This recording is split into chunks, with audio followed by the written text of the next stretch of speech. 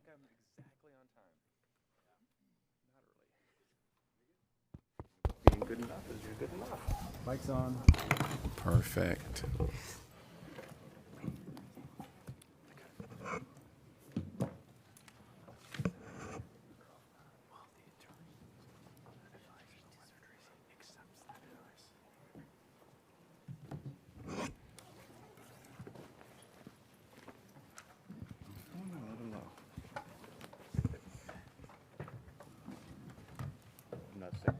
All right, it is 4 p.m., February 17, 2026, and I'm going to call the City of Iowa City Work Session to order. All right, we're going to move on to item number 1, which is the University of Iowa Student Government Updates. And also want to say hello to everyone and welcome to your City Hall.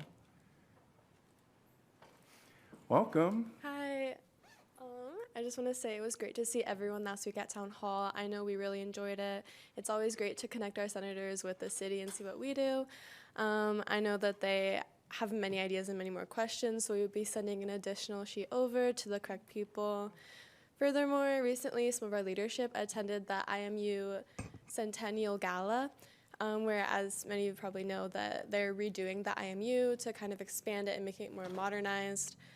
Part of that, USG and GPSG, our graduate professional student government, have donated a green space for the IMU, so a space for the students to go and also be connected with nature with outside lighting and environmental decorations.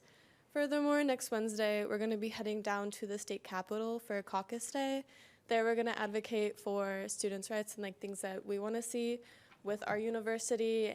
It'll be a great time to meet with legislative representatives and also talk with other student leaders. So that's all. Thank you. Thank you. And it was a joy to connect with all of you that night. All right, we're going to move on to clarification of agenda items. Item number 2. Just to give you a heads up, Mayor, I am planning to recuse myself from the field house items, so I'll be asking to pull the one from the consent agenda, and then I'll, Conflicts Council has suggested I make a statement as well, so that's my plan. All right, and then I'll great. sit out the one on the formal. Great, thanks. Thank you. Anything else from the agenda? I guess I'll give a heads up that tonight we're going to do the State of the City, and we'll go ahead and open up with a roll call and just a point of order. I'll give a couple remarks, and then I'll signal and state when we'll go down and sit down below, and then the State of the City will happen, and then at the end, I'll let every counselor know when we're returning up, and that is the same thing for staff. And the counselors, we have spaces for you on the front row. I'm assuming it's on this side. Both sides. Both sides. Yes. All right, so I think if it's 7 over there, we'll have council sit over there. Okay. And then we'll go from there. And then the front row is for my family. All right, great, thanks. Anything else from the agenda? We're going to move on to item number 3, which is our information packets. We'll start with February 5th.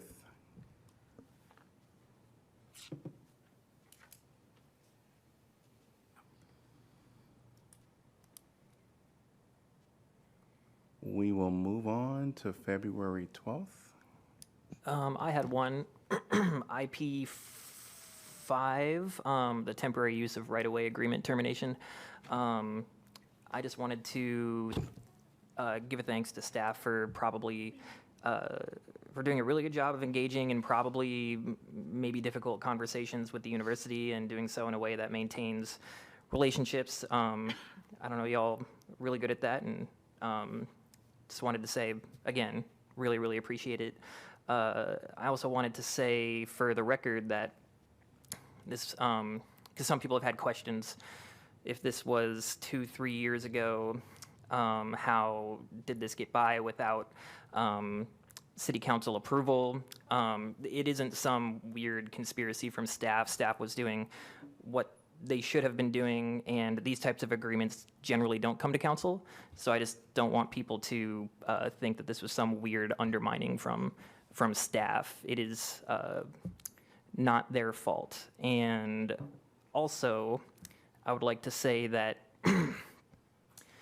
to make sure something like this doesn't happen again in the future, I very much trust staff and everyone involved for if something like flock cameras on public right-of-way comes up again, that y'all would just come to us and tell us that this was happening. But in the future, if there's new staff or new counselors, I think it's in the public interest to maybe have some words on the books that cut out something specifically for events like this.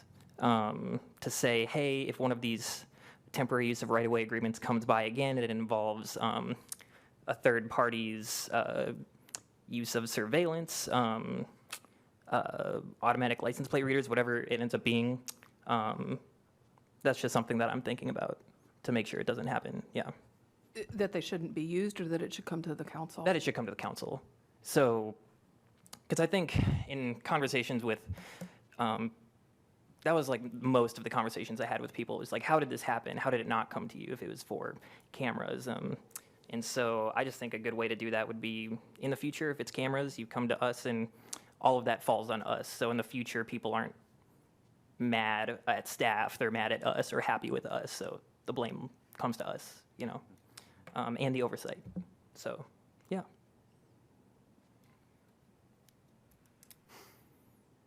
Yeah, and I think we talked about this in our Friday meeting with Jeff and not anticipating what technology could be in the future, something like if there was going to be a right-of-way or other use agreement that the city could authorize where there's information about our residents that's being collected. I think that's kind of the scope of what we'd be looking at, right? It's very different than signage or information that's being conveyed to people. But if there's something that actively is collecting information about our people, that's kind of what we would want to provide oversight for. Yeah, making the distinction between that and just a regular traffic monitoring camera, which is not gathering and databasing license plates or faces or anything like that. So the distinction, I think, is an important one. Yeah. So it sounds like there's a majority of counselors in favor, myself included, to have some language that we'll ask staff to prepare for a future meeting. Thank you very much. Great. I have IB7, the housing. I just want to remind you that as of February 26, we have 2,507 people on the waiting list for Section 8. For public housing, we have 1,529. And I also want to bring to your attention, Iowa Board of State, they conducted the PIT and HIC on January 28th. And soon will be released how many people was unhoused or house, or people, how many people, and we're going to see that for soon. So, yeah. And I actually had a question following on the heels of that, because I know it was a HUD point in time. Yes. And that the latest, and it said unofficially that there were 38 unhoused individuals in Johnson County. Is that simply because just the full data hasn't been tallied yet? I don't think HUD will publish that data for a couple of months, maybe. It's lagging. It lags, Okay. but that's the number you're referencing. Sounds like it could be the outdoor unsheltered count.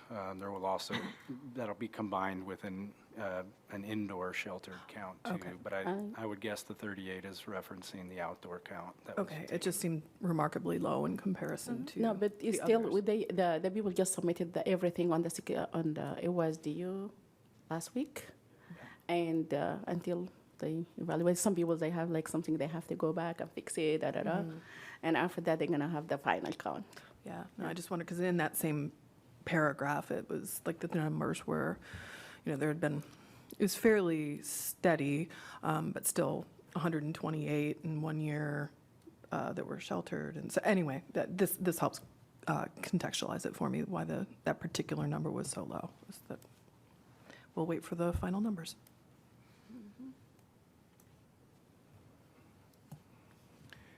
All right. Hearing nothing else, we're going to move on to item number 4, which is Certified Local Government Historic Preservation Annual Report. Welcome, welcome. Hello, Council.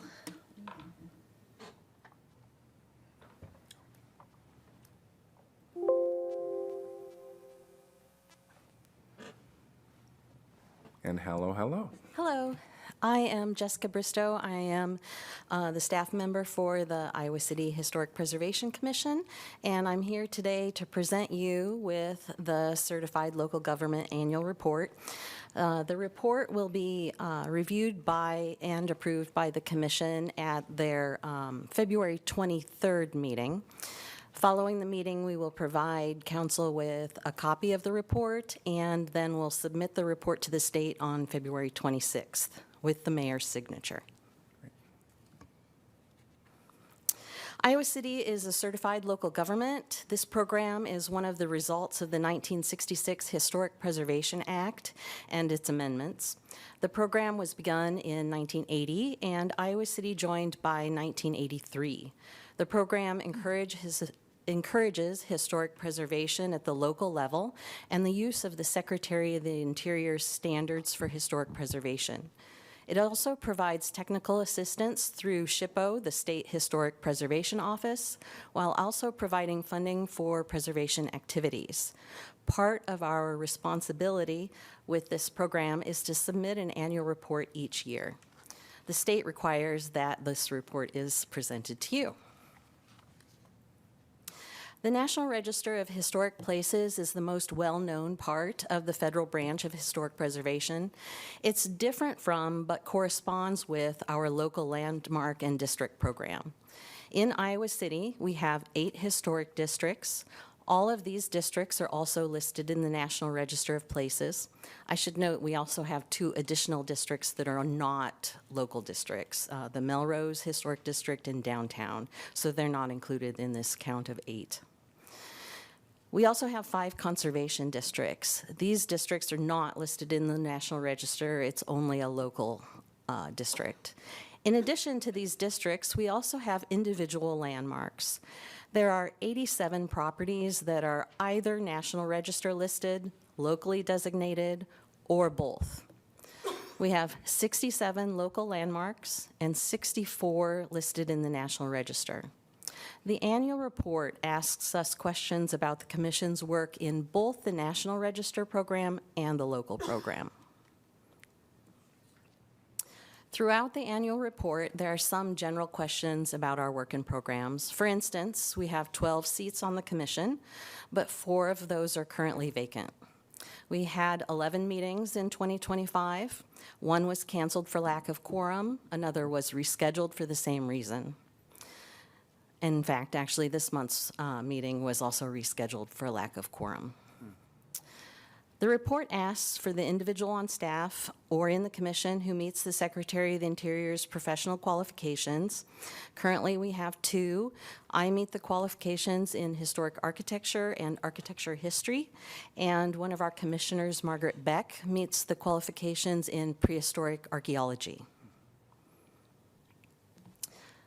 The report asks about our budget. The Commission does not have its own budget, but the Neighborhood and Development Services budget, sorry. Sometimes my bifocals don't work well with the computer screen, I will tell you that. The Neighborhood and Development Services budget includes $2,000 for our annual mailing to property owners and $750 for training and other expenses, which is what the state recommends we have for that. In addition, we have the $40,000 of the Historic Preservation Fund, and that's part of the general fund. Part of the local certified local government agreement states that we will maintain a system for survey and inventory of properties. The report asks if we undertook any survey or identification projects in 2025. We did not. Further, the report asks how we plan to meet that requirement in the future.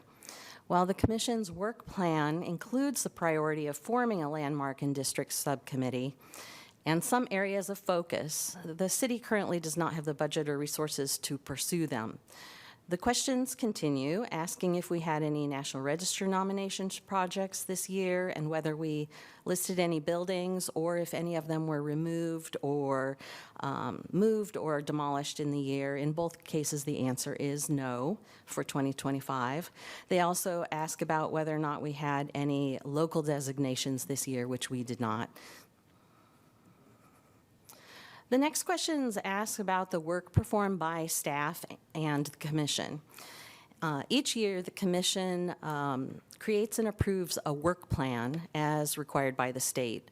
The work plan is meant to direct the commission's work for the coming year.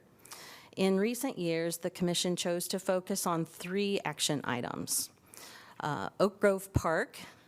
The commission wants to honor the history of the Mexican laborers who lived in the barrio there from 1916 to 1936. Forming a subcommittee to be proactive in the work of new landmarks and districts, as I mentioned on the previous slide, and engaging with outside groups as much as they did during the recent landmarking efforts, engaging with council and the public as well. Ongoing work for the commission currently is focused on their awards program, which this year will be March 25th. I believe that's a Wednesday, and it's likely at 5:30 when we normally have it. And also transitioning the awards from a staff-produced program to one that is commission-produced. The report asks what assistance we provided for preservation issues or projects during the year.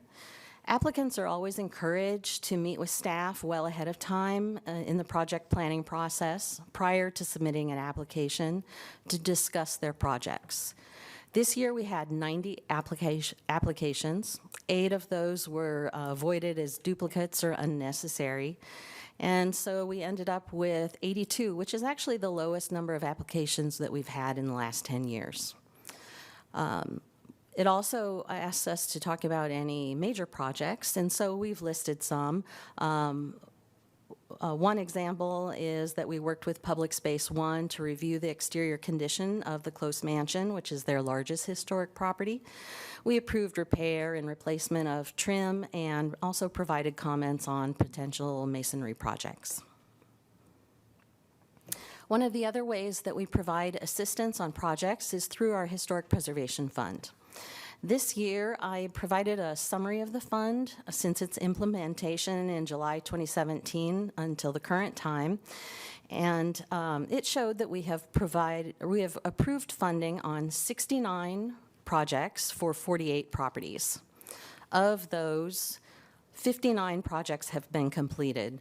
The ones that were not completed include 6 that are actually still in process, 2 that were completed, but then the owners withdrew their request for funding because they didn't need it anymore.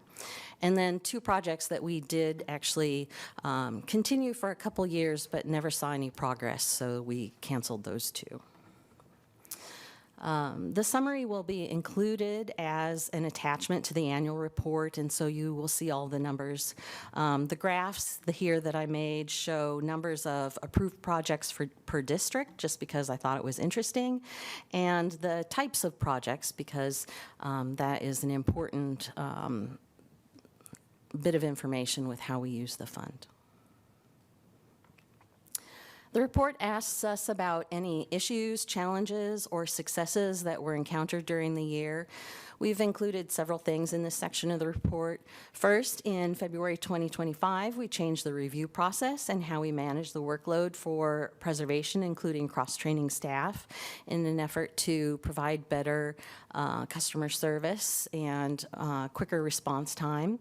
The commission was also successful in making progress on that Oak Grove Park study. There was a memorandum of agreement made with the DOT for the demolition, basically, of the Highway 6 bridge over the Iowa River, and the DOT has agreed to at least do a preliminary survey of that area. Also, the house at 1011 Woodlawn, which is pictured here, is currently being rehabilitated with visible progress now, which is really great. Several challenges include the commission vacancies. The reduction of the Historic Preservation Fund, because we really liked that one-year high of 42,000 instead of 40,000.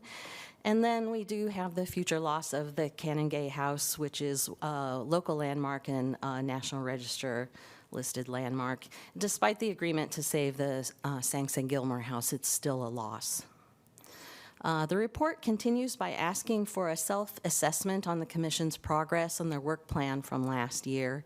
We include the continued success of the award ceremony and the progress on Oak Grove Park, but we note that future progress is hampered by a lack of commissioners and commissioners' lack of free time for additional projects. That's the extent of my presentation. Are there any questions? You talked about this briefly, but the lack of commissioners is a big problem. It is. And I was curious if the commission itself has had any kind of internal discussions about what they think it would take to be a more, I don't know if it's attractive or more, less effortful kind of commission, or is there anything that we can do as a council to make that process more attractive, to recruit more people to participate? So far, they haven't had really, we've had kind of offhand conversations about it. I don't notice that commissioners necessarily think that it's a large commitment. We don't seem to have commissioners who have a problem with meeting once a month. We haven't really had a lot of need for subcommittees so far. We want to get to that point, but the main subcommittee is for the awards. So I can't say that I know exactly what is causing the issue. We do have several small districts, which means that the pool of applicants for those districts is very small. And sometimes it's getting the word out. We've done mailings, targeted mailings to properties in districts in the past, and didn't really see any success from that. We regularly tell commissioners just to talk to their neighbors and try to get people involved. But at this point, I'm not really sure, except for the small districts. I am hopeful that I talk to somebody who might apply really soon, and they might have another person who might apply. It's that kind of thing, basically. I think getting the word out is one of the most important things. From what I've heard, other commissions also have some issues with members, so I don't know. We're all so busy, it's kind of hard to find extra time. Yeah, thanks. Just as a quick, I saw you have a designation as of Oak Grove Park as a conservation area. Is that correct? Or I think it's wonderful that area is drawn the interest of the commission. So I was just wondering if you can speak a little bit to that. I know that you Sure. said there was no budget, but Right. And so the commission's interest is not necessarily it's actually definitely not in making a district there. We are interested in telling the story of the Mexican laborers who lived there. The houses or shacks that they lived in no longer exist. So there wouldn't necessarily be anything to protect. We know that in the future that park will go through a park rehabilitation like many other city parks do, and we have already talked to the Parks and Recreation Director about the fact that we wanted to be able to provide some input about potential names for the park so that it could be recognized that way, and maybe potential signage. We've talked to her about signage for other parks as well and stuff like that. So that's kind of the direction it's going. And then the study from the DOT should help us have more information to back up and discuss and try to come up with some proposals along those lines. yeah, no, I fully understand what you're saying. I think that the notion of some kind of commemoration or, some signage, something about the story of who lived here and who worked would be fantastic. Yeah. It's great to see the progress on 1011 Woodlawn. Yeah. It's looking great. It is. At least it's not just burned ashes and wood. Yes, it's very visible, but once this is completed, it'll also be very visible for our community. Thanks for your presentation. Really enjoyed it. Thank you. Thank you. All right, we're going to move on to item number 5, which is Greater Iowa City Annual Update. Welcome, Thank you very much. you and the team. I'll pull this open here.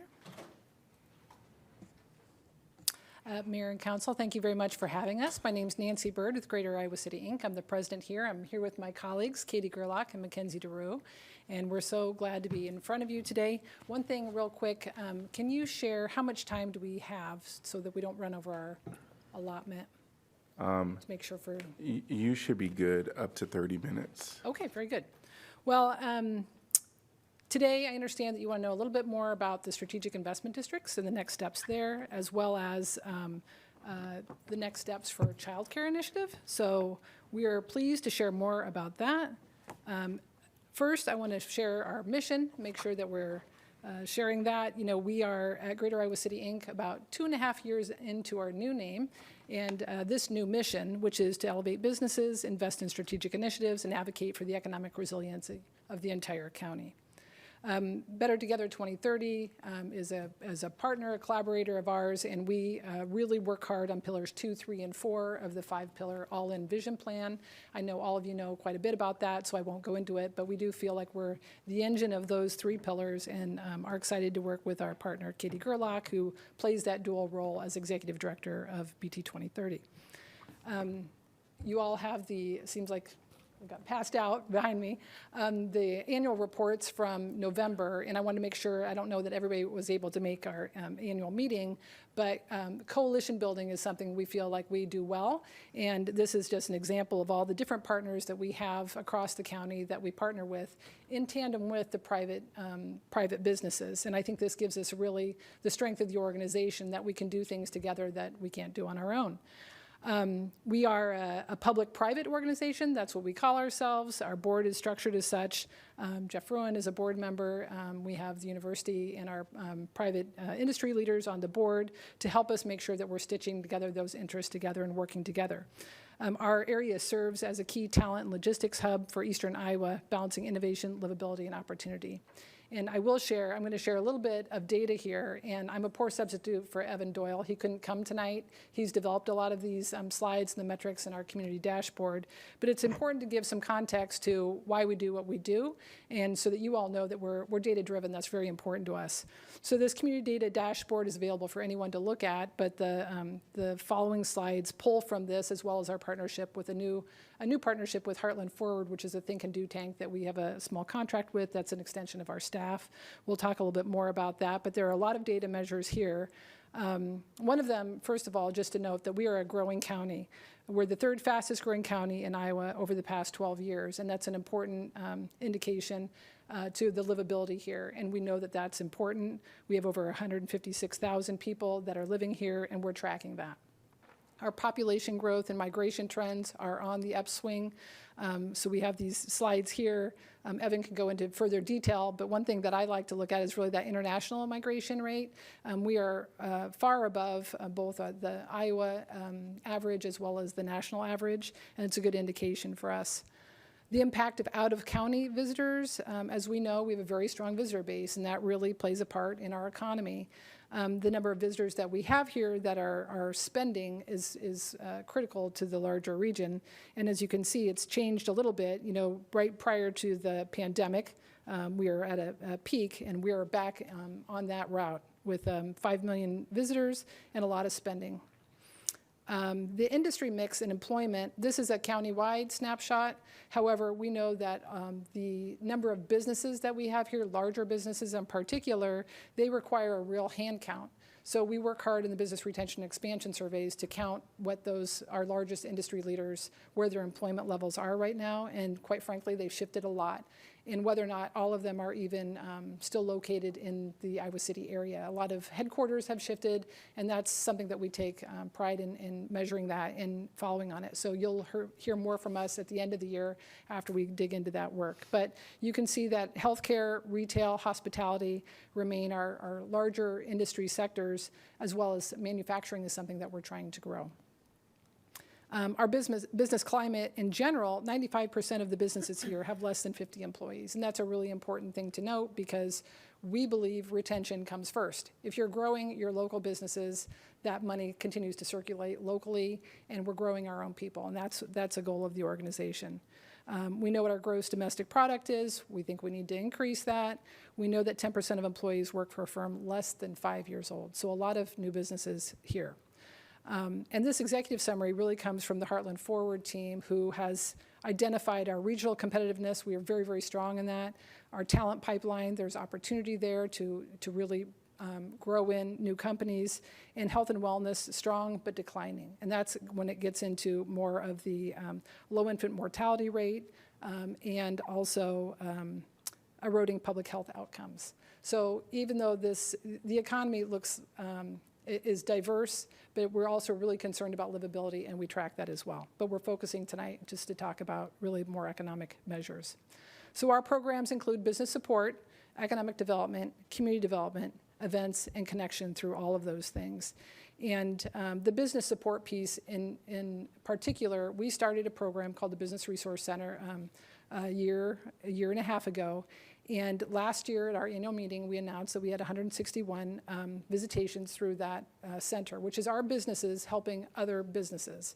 And in January alone, we've had 44 appointments. So we're on point to really blow up that this past number for the past year, which is an indication that it takes time to grow programs, and that also we're doing it well, we're doing it thoughtfully, and we're doing it with local people. And we appreciate all the support that we get from the city to through this, including the grant programs that you let.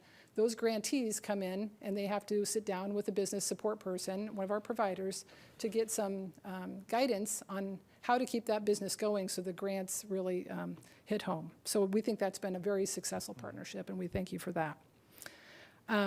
Now I'm going to turn it over to Katie Gerlach to talk a little bit about the Strategic Investment District in the Sycamore area, and we really invite you all to join the conversation and ask questions as we go through, because this is a partnership. We need your input, we need your guidance, and we're excited about the work. Great. With that, Katie. Thank you, and welcome. Thank you. Katie Gerlach with Greater Iowa City and Executive Director of Better Together 2030. Wanted to talk a little bit about the Sycamore Strategic Investment District. You all have seen this map many times, and that's our charrette team that was out feet in the street, really getting their sense of the land as they were developing the plan.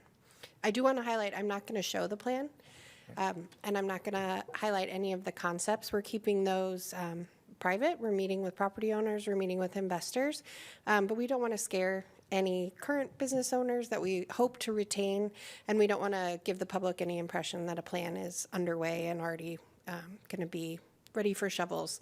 So we're happy to sit down with you one-on-one and share those plans, but at this point we're going to keep those in-house and keep them at the public-private partnership they are. So I wanted to share our Sycamore implementation table. And it's a pretty large document, so I'm trying to break it up, but wanted to show you maybe the 4-year goals for the Sycamore plan, and we've broken that into 4 program areas: the Neighborhood Engagement Task Force, Business Support, Redevelopment, Branding, Signage, and Wayfinding. So starting with Neighborhood Engagement, you'll see this year we are looking at creating a task force to address the Sycamore Strategic Investment District. We'll be doing continued property outreach and meetings, reviewing some programs and opportunities, as well as making investor connections. We also will continue business support, recruitment, and retention. And retention is really critical in this area, especially because this will be an incremental development. Want to make sure that part is clear. This isn't going to be a huge redevelopment in one fell swoop. Sycamore has a lot. What we learned through the charrette process is that Sycamore is pretty heavily well tenanted, and there are small businesses that are there because of the rent prices, because they can do business there. So we want to make sure that we're retaining those businesses, that we're creating opportunities for growth, but that it's not a one fell swoop mall redevelopment like you might see in other cities in Iowa right now. We're working with property owner outreach. You're taking the first step tonight with an urban renewal area consideration, and we're hoping to continue discussions around wayfinding and grant programs. So I wanted to highlight our 2026 work plan. So I summarized all of that table into these top 5. First, you're going to see advocacy for the urban renewal area establishment. We spoke at P&Z. You'll hear from Mackenzie Giroux tonight in support of that establishment of that district. We'll continue engaging with the comprehensive plan to make sure that it complements what we heard through our planning process as well. 3 is probably where we're spending the majority of our time. We have been significant time and effort in engaging with the current Iowa City Marketplace ownership group. And I think there's really an opportunity over this coming year, and we'd welcome support in doing so, in organizing the Eastdale Plaza.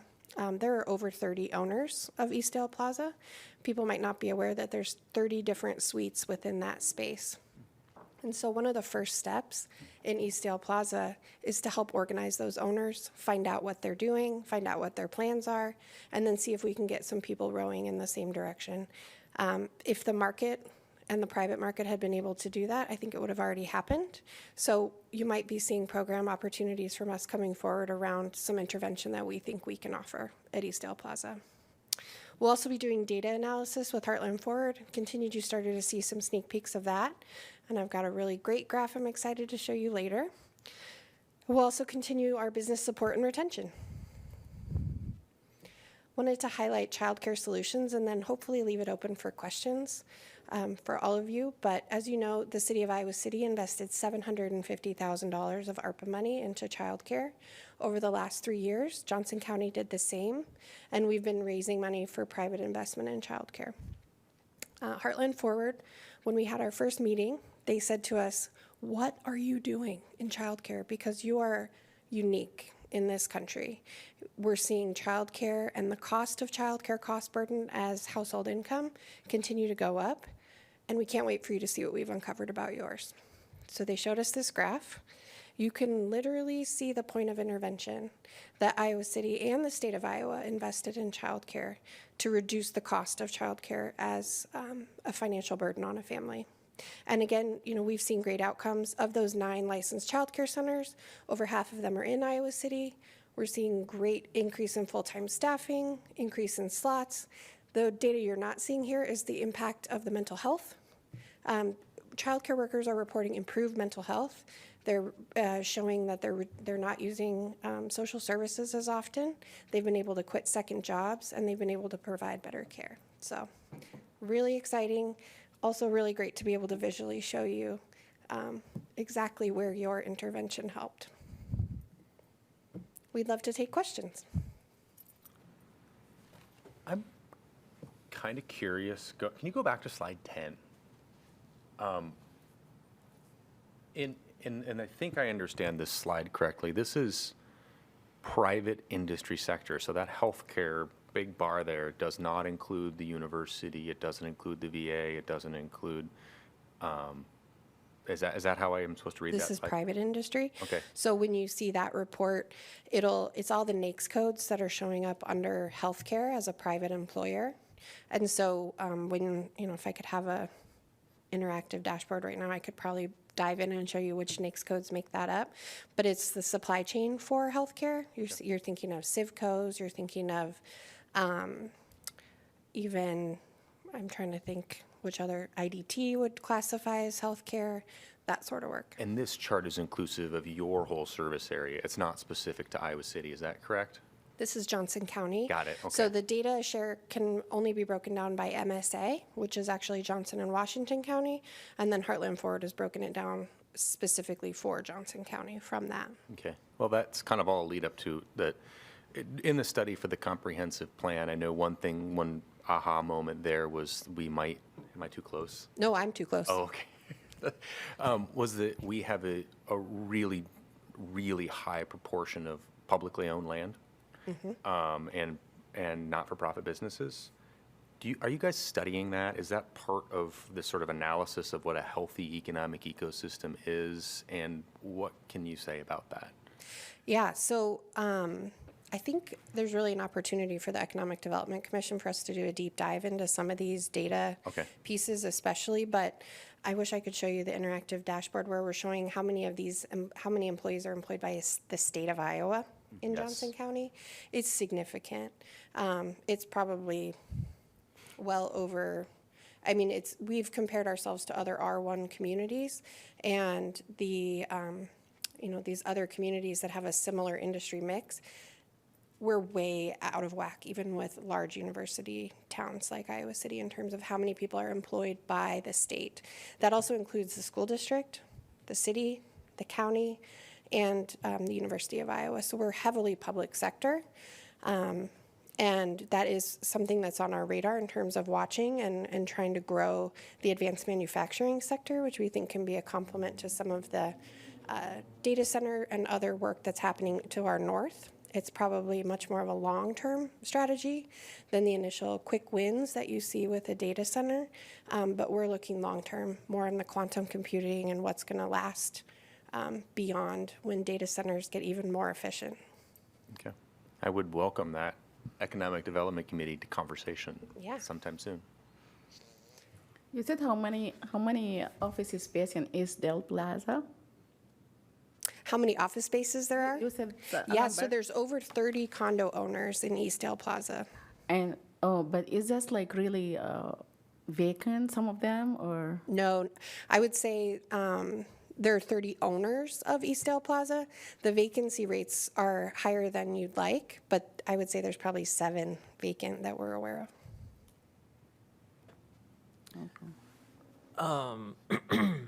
Would you mind going back to the slide where it talks about your outreach? I think Oh, even it was like 1, 2, 3, 4, 5. Am I going crazy? There was one. There was one. It said. was it for the business resources? It was like number 3. You said was your most. What you've been doing the most work in, and that was like property owners. Yeah, there we go. My There work we plan. go. Okay, thank you so much. I suppose I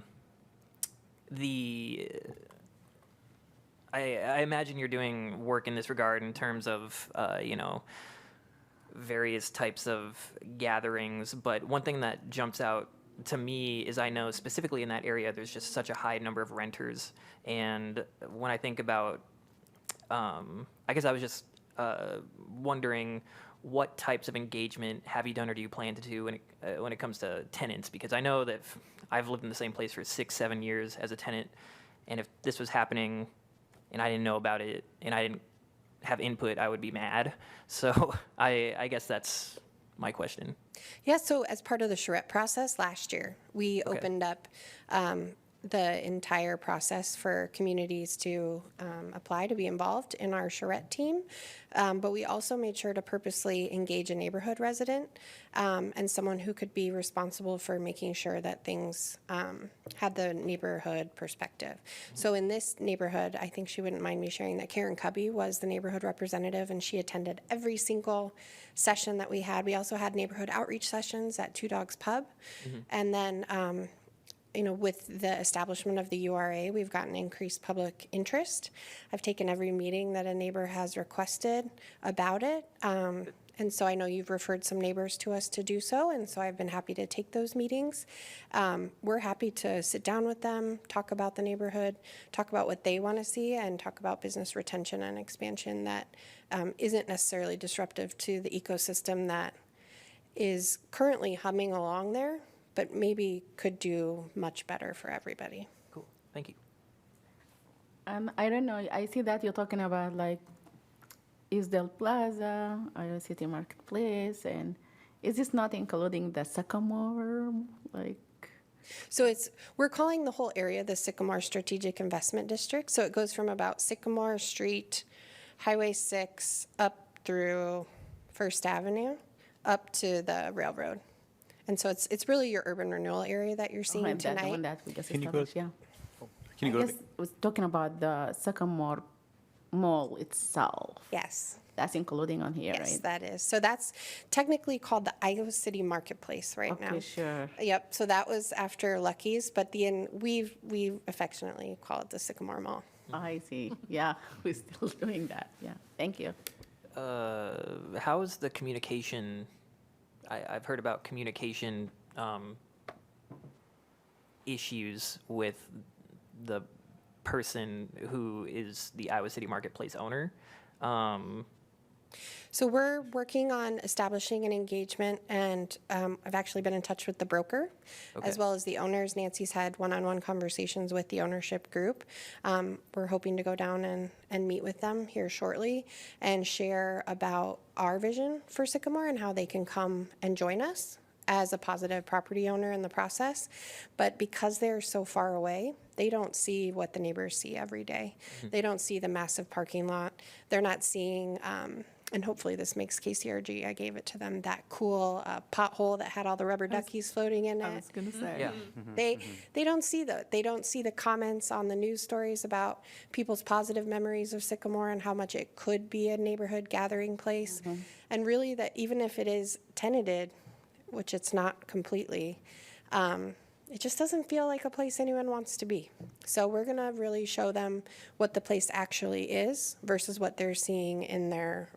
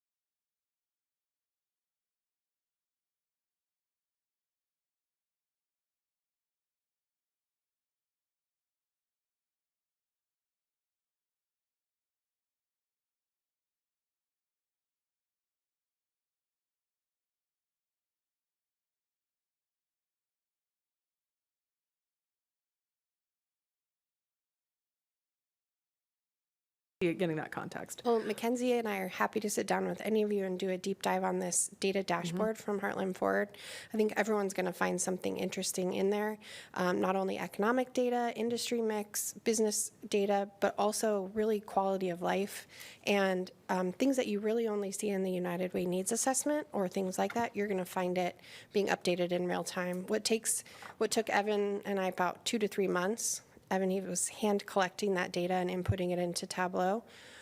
They got the census data drop for 2024 and 2020, parts of 2025, and they had it uploaded in there within hours. Wow. So, we're really seeing the benefit of that partnership. Could you throw up the slide with the QR code on that real quick? Yeah. And then can I ask one last quick question? What's next? For childcare? For childcare. Yeah. Everybody's facing budget problems and public-private partnerships are difficult it's an ongoing uphill battle to convince businesses, especially if they're, as the data shows, less than 50 employees, right?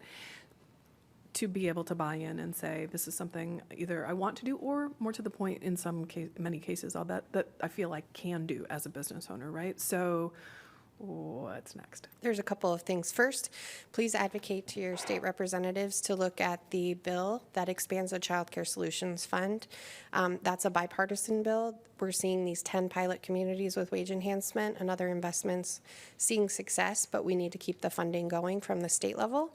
They tried to open it as a private partnership only, and that was not as successful, and so now they're expanding the public investment in that partnership. So if that can get across the finish line, that opens up a lot of the funds available for communities.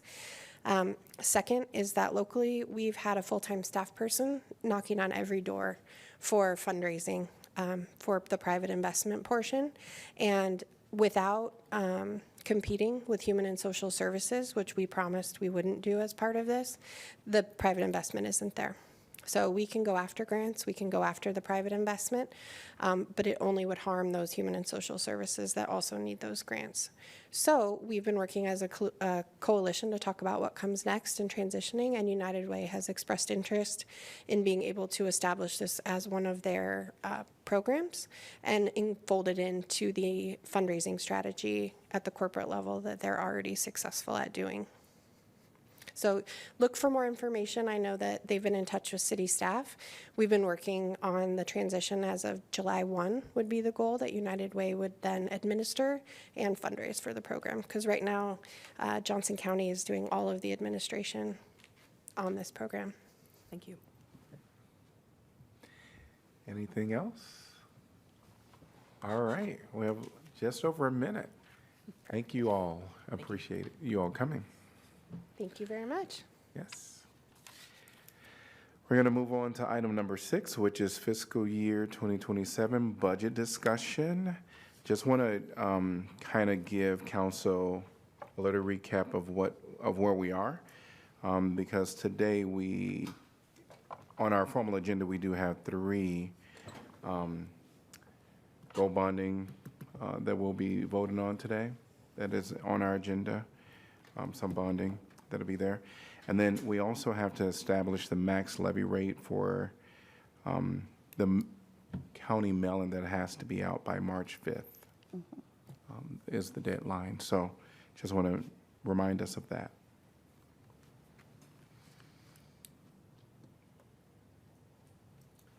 I'll kick us off. I know that last time we talked and made a commitment to come back to it and talk as an item about the property tax, the levy. And I just want to say that I am in favor of keeping it at staff recommendations, partially because in the big picture, this is part of what voters voted for. And I do think that it would be a loss of trust from the community. We don't have exit polls. We don't know why people voted the way they did for Lost. But this was on the docket. And we are putting a great deal of the property tax bucket into additional workflows or projects. And I feel that this is keeping the faith with the community to keep this recommendation so that property owners can see something in their indirect property relief. Right ahead. I agree with Councilor Alter. When I think about this, and the last time we were framing it around, how could we imagine spending this money? I'm not really thinking about it that way. I'm thinking about what did the voters vote for, and also, had this not passed, what would we have done? And I can't imagine increasing property taxes, all of that. And I mean, that would be increasing people's mortgages and increasing people's rent, and I don't think I would have done that. So in my mind, there's some kind of balancing act of, we knew we were going to have to do something to raise revenue. Lost helps a whole lot, but I do think it's both fair and right to provide some level of levy reduction. And the levy reduction that we're providing, people might not even see their property tax go down much, if at all. They'll just kind of keep it stable, because people's values of their homes will continue to go up, and those values of those apartments will continue to go up. So I too feel like the balance that staff had recommended feels like everyone's going to be a little bit frustrated, but that's probably the right compromise. Yeah, I guess for me, I would say this, I would just say ditto. I really do think that many individuals that don't pay, they were face value at the polls. They voted for that property tax reduction, and although there are greater opportunities that I think, there are always opportunities that we can use the funds for, but I think in this instance, I'm going to kind of stay where we are with the staff recommendation.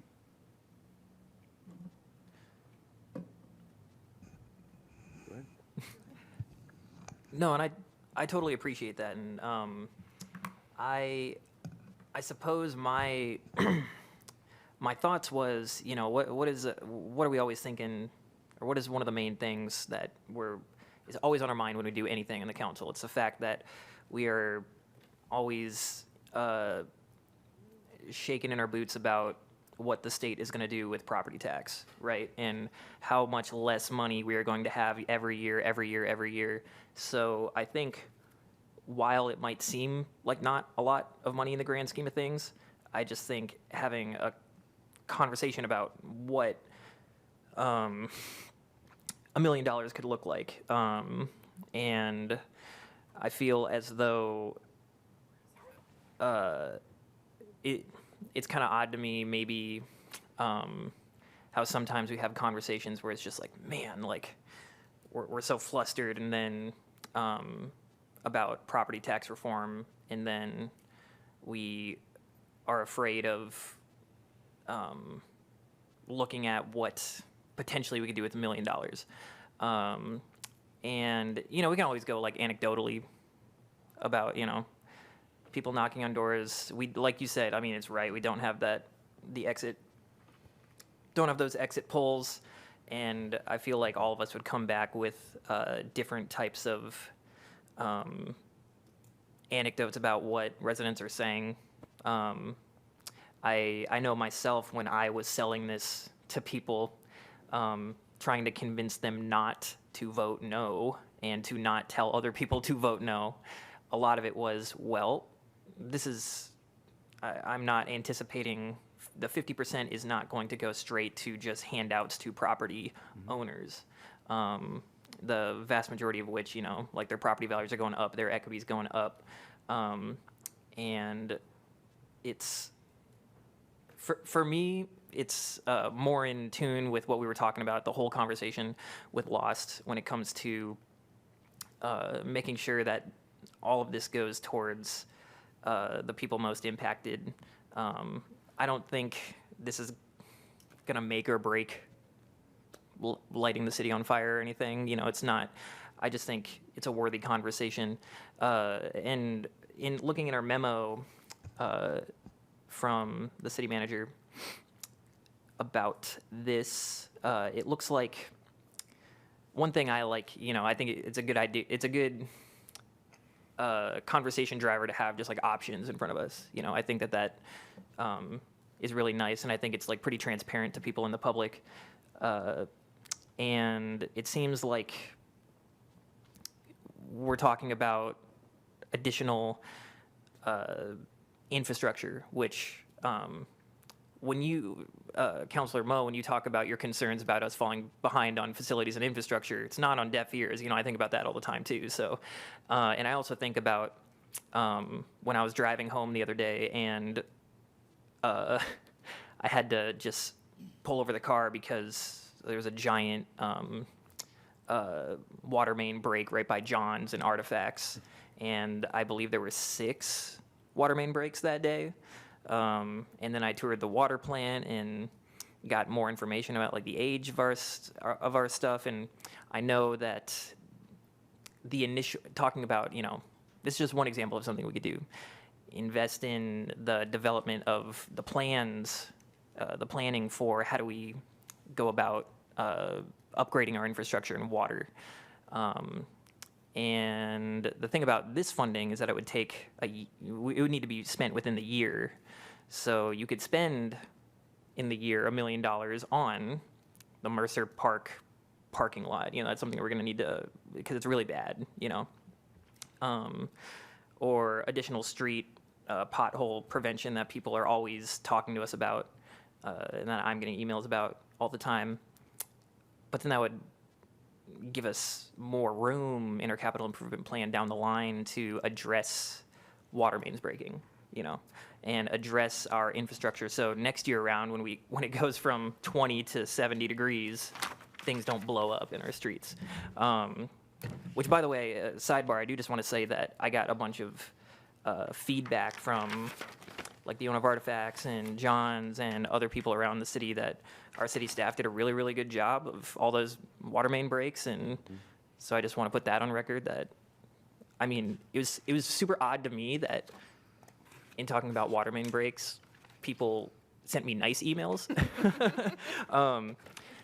That's just, I just wanted to put that on record. But I don't know. I guess that's where my thought is. You know, I think it's clear that this is heavily the staff's recommendation, and I totally appreciate that. But I guess my perspective is that I think in the face of like the looming economic property or the property tax stuff, I think it would be prudent to look in how we can try to get ahead of this infrastructure stuff. Yeah. I just believe that, I think everything that you said, we can use that 1 million for many things. But also, I don't know, I have a hard time calculating the, 1 million, and if we didn't do it, we're going to reduce the levy by 20 cents per 1,000. Am I right? And if we taxing, if the house tax at example, $100,000, isn't that $20 reduction? Am I right? Yeah. Need the roll back.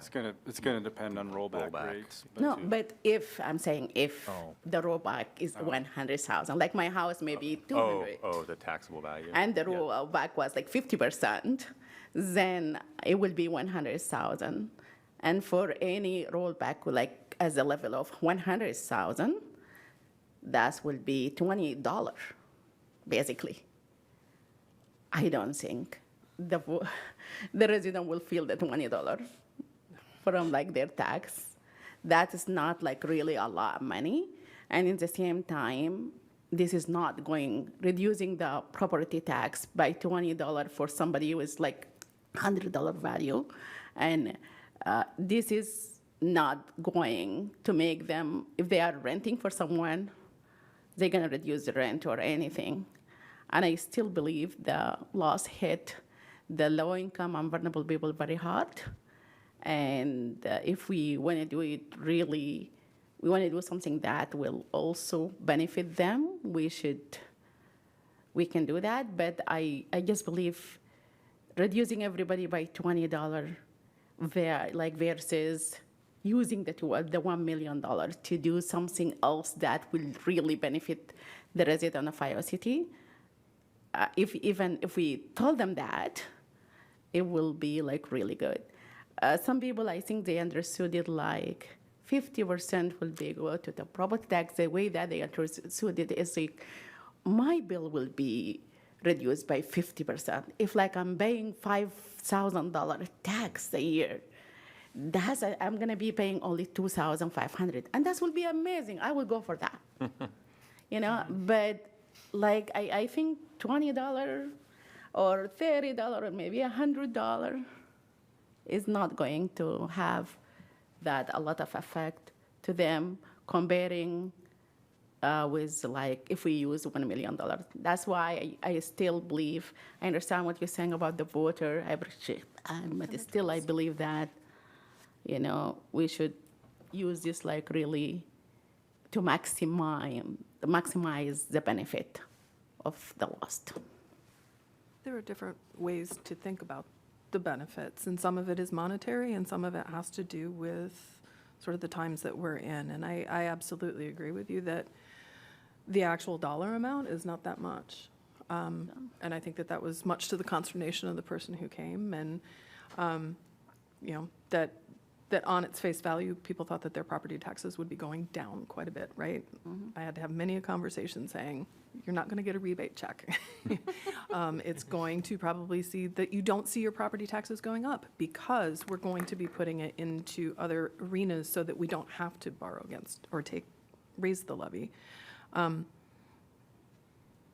I think that there's other values, maximizing the value of this lost. Some of it is about making sure that the public feels that they trust us at the times when we've all sat here at some point with constituents who are angry, right? And yet they've come here to do the right thing. They've come to the government to say, do something. Well, we asked them to do something. We asked them to vote for this property tax, and we've each gone to our own networks and to people and found the right ways to say, this is why this is good, right? At this point, I am not comfortable saying there's value in having the public trust us. And I know that that is not what you were saying, that is not what you were intimating at all, Councilor Silla.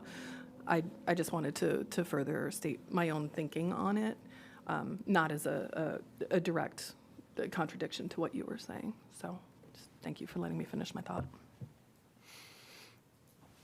I mean, I'm in favor of not lowering the levy just because I don't think it's prudent to leave this money on the table. And we know that we leverage our dollars much more efficiently than an individual property owner can. That's the point of raising property taxes and pooling our resources. The $1 million invested in pavement rehabilitation now, as we've talked about so many times, will save us money down the road. I remember 3 or 4 years ago, the graph that included if we pass lost and we're using this $2 million a year, I think we were still going to fall short with the additional amount that we're talking about. So I don't see why we would leave that money on the table. I very much appreciate people's concerns about where, relief versus avoidance. I don't think, and again, I go back to what other communities who are similarly situated are doing, what their constituents voted for as well in those communities. And I really don't think there's, I just don't know, in my 7th year sitting up here, I just don't want us to leave that money on the table. I don't think we have an obligation to push that money back out the door, and I think we have an obligation to leverage it for the benefit of the full community, and I think pavement rehabilitation is a great way to do that.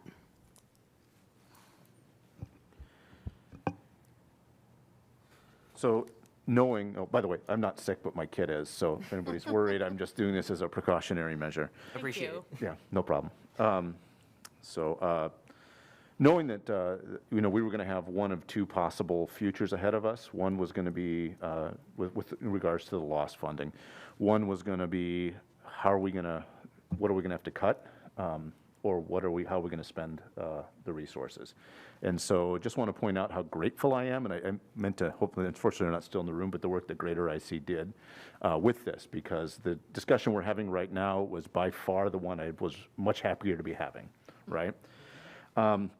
I think on this question of relief versus avoidance in terms of how we do this property tax thing, just a few things for clarification. And I know that in the comments, I know my fellow counselors understand this, but just so people in the public understand this, this $1 million we're talking about is not, it is part of the property tax relief bucket, right? So when we're talking about how could we spend that, and the projects that were mentioned, things like roads or whatever, that falls into the category. So it's not like that money we could take and use in some of the social service spending that we're doing with the other 50%. So just so everybody that's following this sort of understands that these are somewhat tagged dollars. So we're limited on the things we can do with those just off the bat.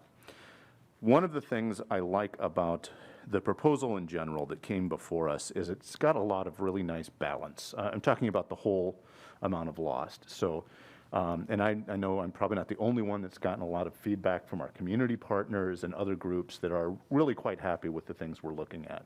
And that is, one of those wonderful times where cooperation between the policy guidance that we have and the way city staff has taken that and applied that to the actual dollars and put things on it.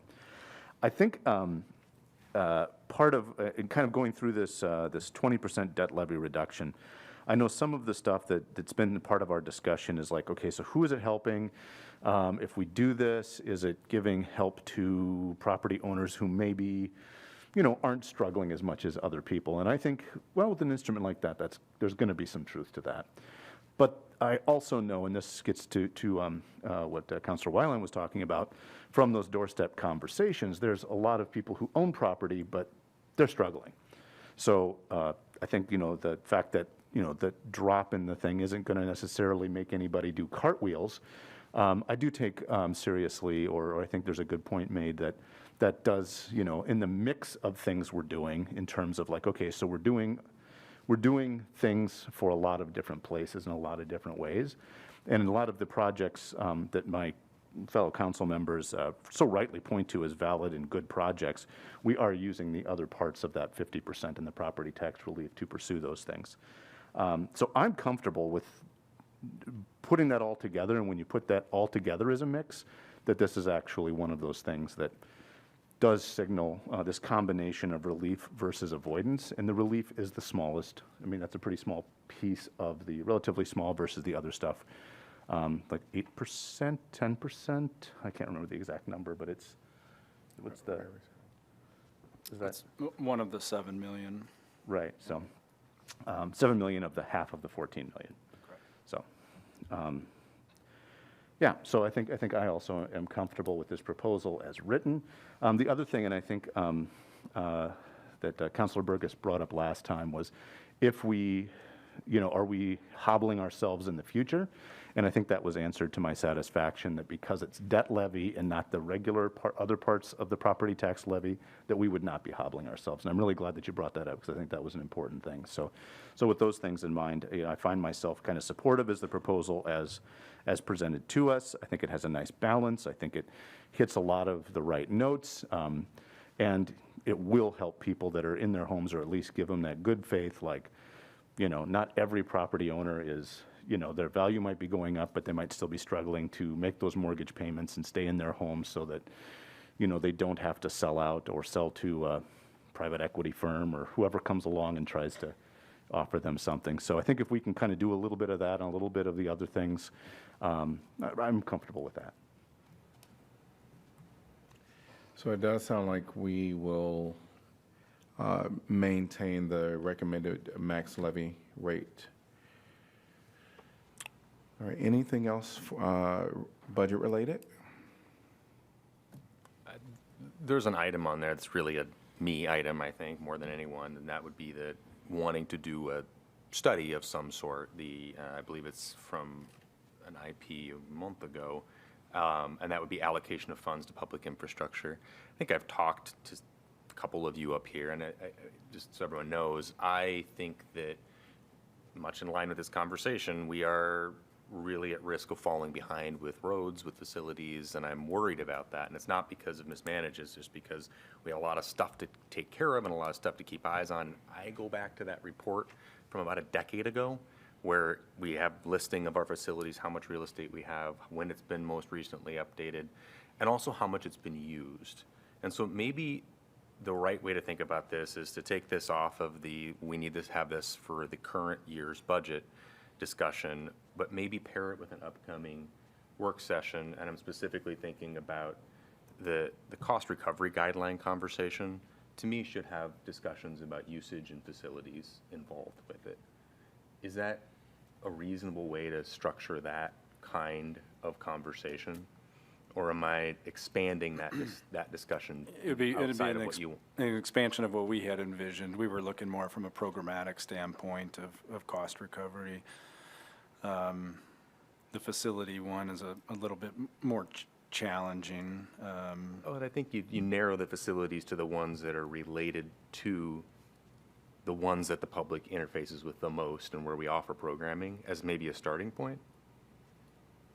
Yeah, I'd have to give that some thought, right? There's not an entry fee to the rec center. There's programming fees for certain portions of the rec center, or a pool pass, for example.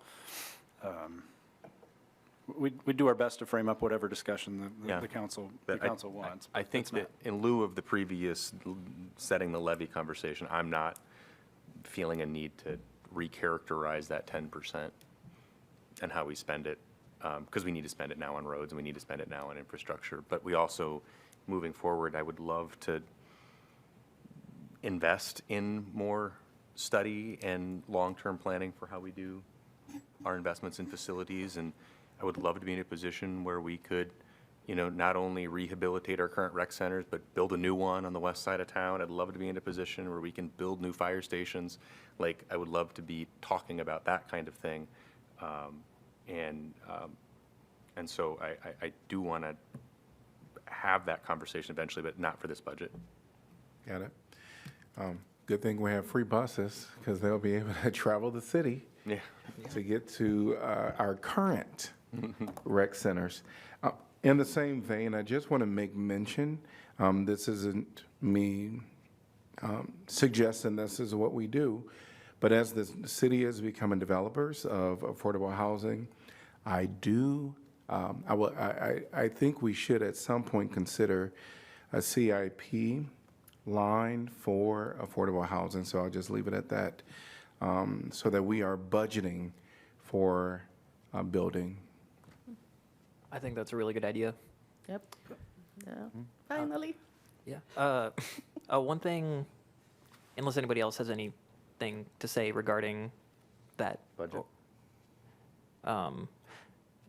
Yes. It's about the budget. So if there's one thing that maybe I think could also be helpful to our conversations, and something that I just want to understand better myself, would be, I think as a city, it has been, we budget very conservatively in terms of what we think we are going to get, and we budget for all positions, even if they're not filled. I guess if there's one thing that maybe us as a council, it would be good for us to examine and talk about, is the history of how that money has or has not been spent.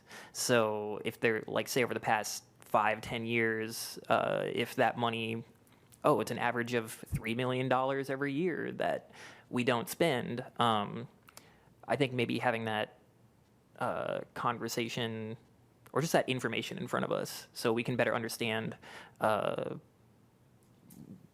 the impact of budgeting in that way. So I do think maybe Jeff can speak to that a little bit, because each department, when they don't spend something, it's in the budget, it's identified. And sometimes we used to live in the world of surpluses.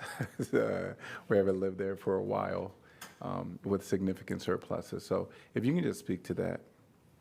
Yeah, so we have mostly we're talking about the general fund here, right? We're not talking about enterprise funds. So we have a reserve policy where we look to cap our general fund reserve at about 35%. Once it gets above 35%, if we finish with surpluses, your strategic plan actually calls for two different investments. One is in the emergency fund, which fund balance is currently a little over $5 million. The other is our facilities fund, which is what we used to fund City Park Pool. It has helped with the senior center renovations, and we'll need that going forward for police and fire and city hall and rec centers and things like that.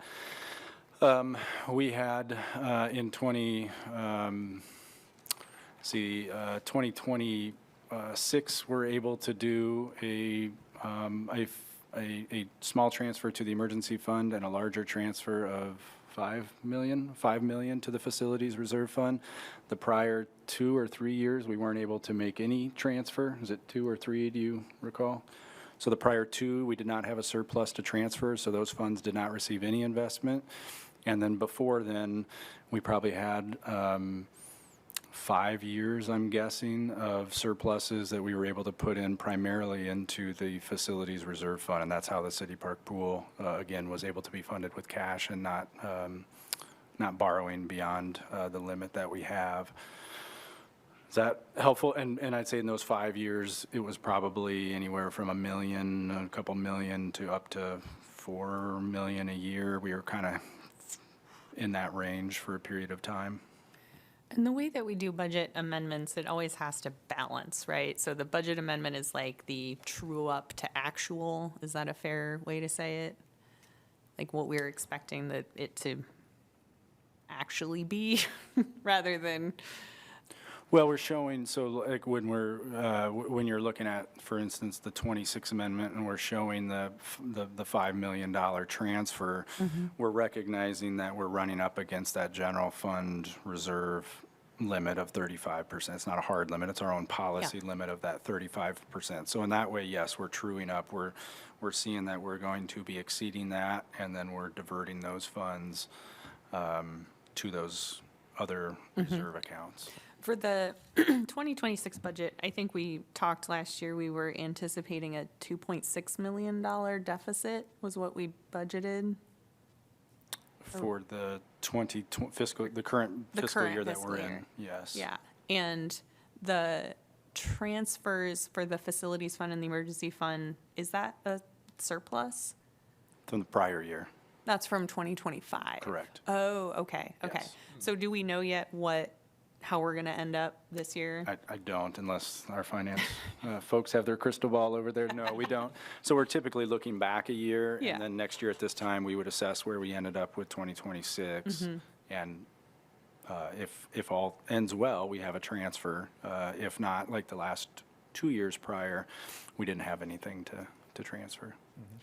And I think this is just a good conversation to have and be transparent about because, I was thinking the deficit to surplus that you were talking about was all 2026, which would have been a swing of like over $7 million, which seems like a lot, Yeah. right? More than 10% of our general fund. So for like when we're looking at whether it's kind of ending better than we expected and having that surplus in order to transfer into the reserve, like the emergency or the facilities reserve funds, like I'm sure it's in the budget amendment documents, but is council interested in that being like maybe elevated as far as the conversation? Just because I think some of these numbers are, I'm just remembering the conversation that we had up here about the City Park Pool and like having extra money or not, and then coming back to, yes, we're going to have an additional $5 million. Like, to me, it feels like, I'm just speaking for myself, I feel like a little bit behind on some of that information as far as where a surplus like that might come from, and then how we can expect to use that in the conversation for future budgeting, if that makes sense. Just. I guess for me, I guess for me is, I don't know, are you looking to the city manager to answer that? No, or I'm just the looking to council? you Okay. all, because I don't. I guess for me, we don't have a shortage of needs to be met in the community. During 2020, we know what happened in our community. We don't know what the future hold, and I think we'll always have more than enough needs to try to meet, and to have that, cushion, should we say, I think is prudent for the city to do that. Yeah, and I just want to point out, I've got what I think are the most current numbers on that fiscal year 25 transfer. Sorry, I didn't have everything pulled up, but a large percentage, the largest percentage of that surplus isn't wages saved. It's actually interest that we made on our cash reserves. So as interest rates have climbed up, we haven't adjusted those revenue line items to reflect that. And we're getting more on those CDs and money market accounts. And that was, it looks like over $2 million of that surplus was directly related to interest. And those interest rates are dropping, as we know, so those numbers will come back down. But that was the single largest percentage. So you add that, and then we didn't spend any of our contingency. Remember, we budget 0.75% for contingency. We didn't spend that. And we also had a fifth fire station. Remember, we were planning for the fifth fire station, so we had $700,000 in contingency working towards that goal that also didn't get spent. So right off the bat, we've got probably close to $3.5 million. I'm kind of speaking loosely on the information that I have from just interest income and contingency not spent. That won't happen every year. This budget that we're in right now, we took away that fire contingency, so that's gone. Some years we spend the contingency, other years we don't, and again, those interest rates will drop. So we don't necessarily expect that to be a recurring thing. You're right that wages play a role in that, but probably not as big as you might expect. Oftentimes when we have the unfilled positions like police officers, for example, or a firefighter's positions that don't get filled right away, some of that will get eaten up with overtime that other staff are putting in to cover for those expenses. And I guess for me, it's just a question of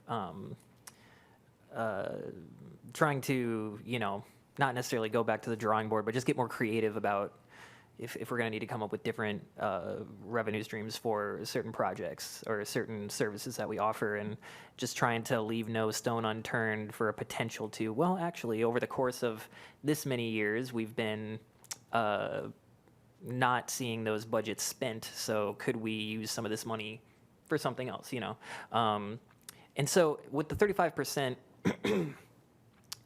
rate that you're talking about, I suppose, if that is a lower percentage, does that mean more money would go into emergency and facilities?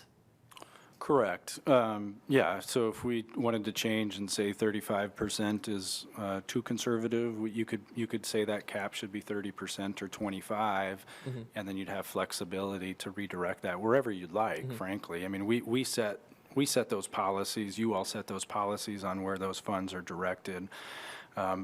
Back in 2016, well, a little bit of history. First, the emergency reserve, that was set right after the 2013 property tax reform bill to give us some cushion in case there was a sudden loss of revenue. It was also with the 2008 flood still fresh in our mind that we could use an extra reserve to respond to those types of disasters.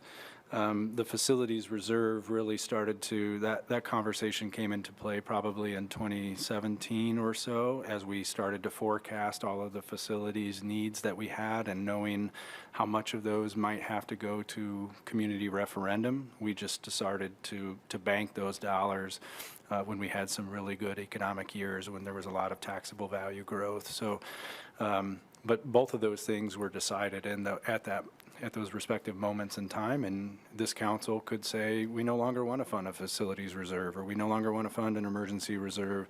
We'd rather those dollars be redirected towards whatever. That's your discretion. And to be clear, I don't have anything in mind. I just, like I said, getting us thinking about what we could potentially do in the future, like if we lower it to 33% and then still give the same amount that we would to. I think it's great that we have a facilities reserve. I think it's great that we have an emergency reserve. We should not get rid of those, in my humble opinion. But if we were to lower that percentage and we do the proper research and figure out that, actually looking at the data in the past, we think that this is a viable number, then we could look at other things like, and sometimes it's only a couple $100,000 that is a make or break for services. So I don't know. That's just something I've been thinking about. So thank you for all that really good information. Is this the kind of information that you want, like the history of emergency reserves? Is that your question, Councilor Burgess? Do you just want like a broad? I'm actually very interested in municipal finance, and the work that group out there does is a mystery to me in a lot of times, and I try my best. So I don't know what the correct level for me, for us, and for the community is. But I'm interested in this, our work, so if that's maybe a future work session, I would be very interested in city manager and maybe finance department really getting into the nitty-gritty. Sure. So I think I would frame it as kind of a review of our reserve policies, and then we can give you some actual numbers on how those policies work based on how we're finishing each fiscal year. But those policies are in your budget document, one of those 800 and some pages in there. And we can simply kind of walk you through how we've looked at past surpluses and then transferred to those policies and where we think they kind of need to be in the future. Right now, I would say our priority is the facilities reserve fund. We've slowed down pumping money into the emergency reserve fund. I think that's at a pretty good level. And from a staff standpoint, the facilities reserve is absolutely the priority. Okay, we talked about the general fund, kind of like surpluses. I just want to ask you about the enterprise department that will operate under enterprise funding. Is this like, it's fair to say they are like self-sufficient kind of, or sometimes do we get deficit, sometimes we get surplus? Can you talk a little bit about those? Yeah, they each have their own fiscal health, some healthier than others, and they can certainly have good years and bad years. So an example would be parking for, the 10 years prior to COVID that operated really well, and it had surpluses, which we built.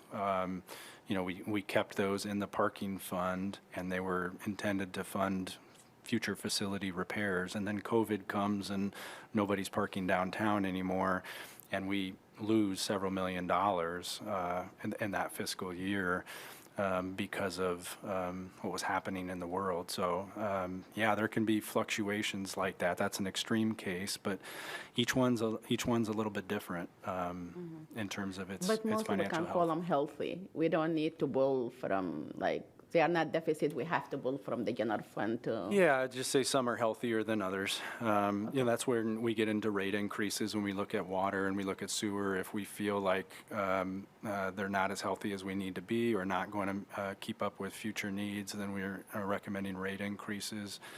The same would be for stormwater fund, for example.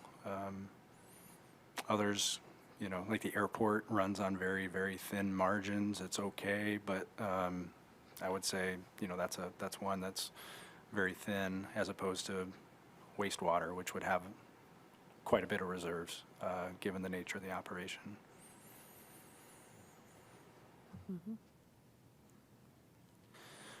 So pending list, put review of reserve policies on there, and is that what I'm hearing for folks? Sure. And I think if we can talk about equipment too in that, because I think, hasn't that policy changed in the last probably decade as far as like how we accumulate money for equipment replacement and versus, I don't know. Are you talking like fleet equipment or? I don't know. I was thinking like, did you say office supplies? I think most of the reserves have like a, a lot of offices. I mean, I wasn't being facetious. Yeah. and I most guess of the reserves have a category associated with them. Yeah, I was thinking like our heavier equipment. I thought and maybe I'm misremembering, but I thought there was some policy change where we are sort of like building in the capacity to replace equipment in Public Works and that kind of thing. Yeah, I would categorize that in the fleet, so I think we're talking the Okay. same thing. Okay. Yeah, I don't think the policy has changed, but we can review that. I don't recall any policy changes in the last 10 years. I don't think so. Okay, I made that up. But, yeah, we can certainly look at how we do that. And also if we can look how to do like affordable housing reserve, kind of, maybe be good. Yeah, and I think I just want to stress that I don't necessarily know if I have an opinion one way or another about it. It's just like it's something that I've just always thought about in terms of how we budget, and I think we've talked about how if looking back and where we are as a city right now, I think us budgeting conservatively has done well for us. You know, I think we're in a really good spot compared to a lot of neighbors. And throughout the state. And throughout the state, yeah. So, I don't know. Yeah. And we have an abundance of joyous activities in our community. So I think we're very fortunate when we do step back and look at all the things that the city has done for the community. Anything else? Anybody else have anything? All right. You looked like you were about to say something. Me? No. Or are you looking at him? Josh. I'm hard to read because I have Yeah. my mask. Okay. No, I just was, in response to Councilor Salah's comment about affordable housing, it could be helpful in that conversation about reserve funds. So talk about the affordable housing reserve funds that are dedicated to specific districts, because those do have some very specific rules and just feels like it fits in that category of conversation. I have one quick thing, and I'm sorry, everybody, but if there's one thing also that I've always thought is, and speaking about us, you know, being very responsible, a city that's very responsible with our finances. Thank you to staff in our finance department. I think about, you know, there's kind of like this building dread about what property taxes could do, what the federal government could do, about losing funding, losing grant opportunities, this, that, and the other thing. And, you know, sometimes if you think in a microcosm, like, oh, if a family's in a hard spot, sometimes you got to borrow more just for this time in an emergency. I've always wanted to maybe have a discussion about exactly what our confines are when it comes to borrowing and bonding, and how much can we do until it impacts our Moody's AAA rating, what it would mean if we didn't have that Moody's AAA rating in terms of our projected financial loss and interest benefits, if that would be something that would be worth it, if we feel the need is there. Those are conversations I've always wanted to have. Out of curiosity, it sounds, I mean, it sounds like there's a large project in your mind or something, right? Not Or maybe- necessarily. Could it sounds like to me that this could be a one-on-one conversation with staff, just to have a greater understanding.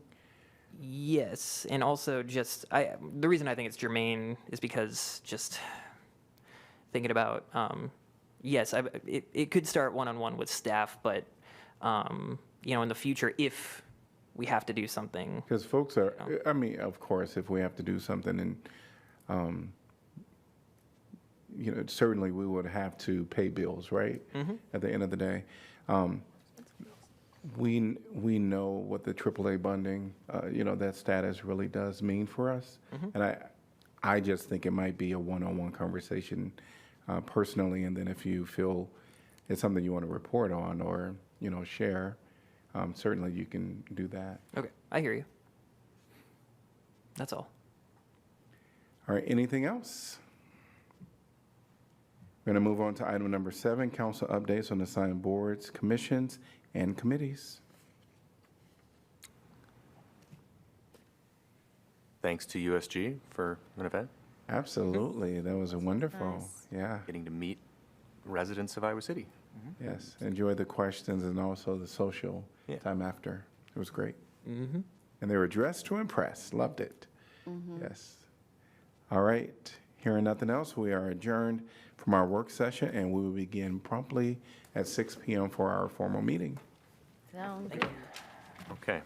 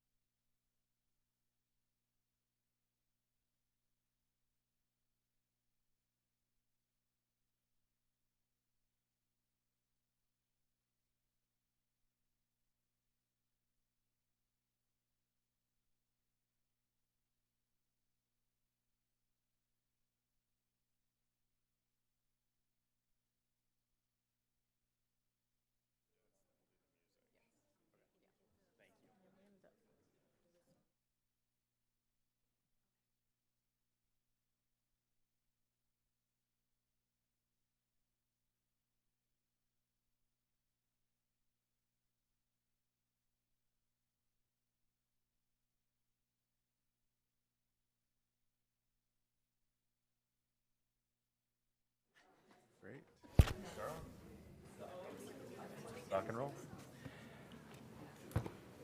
All right, well, welcome to your City Hall. Today is February 17th, 2026, and it's just after 6 p.m. I'm going to call the City of Iowa City meeting to order. Roll call, please. Alter. Here. Burgess. Here. Harmson. Here. Mo. Here. Saleh. Here. Teague. Here. Wyline. Here. All right. Well, again, welcome to your City Hall. Today we're going to do something a little different at the beginning, where we're going to have the State of the City, which is the second item. And I'm going to invite the counselors down into the audience. But Iowa City is a special place, as we know. Iowa City is a place where we all belong, and it's a place where we are friendly to one another. So I'm going to ask you to do one thing as the counselors come down, and we're going to join in. We're going to find someone and say hello to them and ask them how they're doing, or how was your day. We're going to shake hands with people. You can even cross the aisle. So as we do this, I'm going to ask you to stand and just say hello to someone here in our City Hall.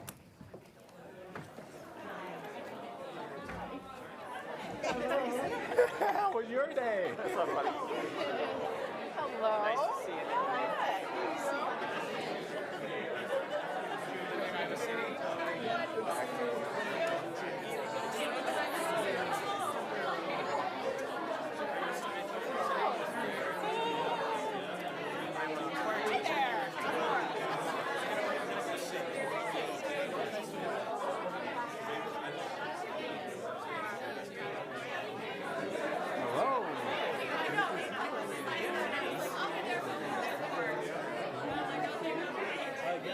Brad, it's good to see you.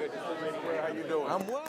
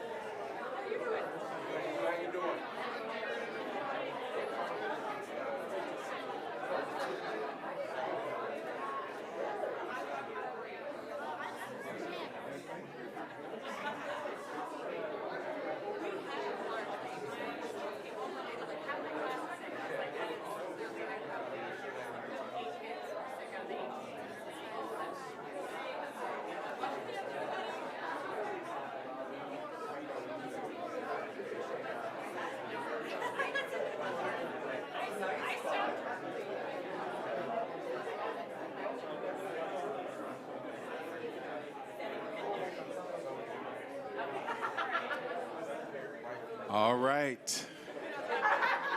Look like you all are getting to know each other in your City Hall.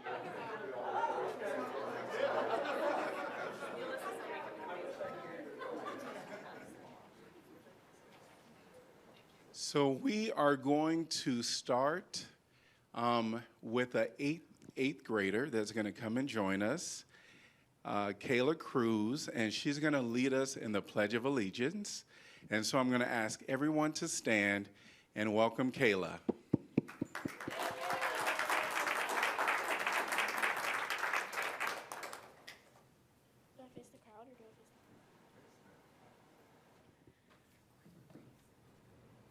I pledge allegiance to the flag of the United States of America and to the republic for which I stand, one nation, under God, indivisible, with liberty and justice for all. And you may be seated. Let's give her a big hand. She's very courageous. I asked if she wanted to be down here. She's like, no, I'll come up there. All right, we're going to have a song entitled Life is Changing, the Bob Dylan version. And it's going to be sung by Luigi and Bree on guitar. After which, we will start the State of the City video, so you don't have to hear me up here and give you a long speech. Let's give it up one more time.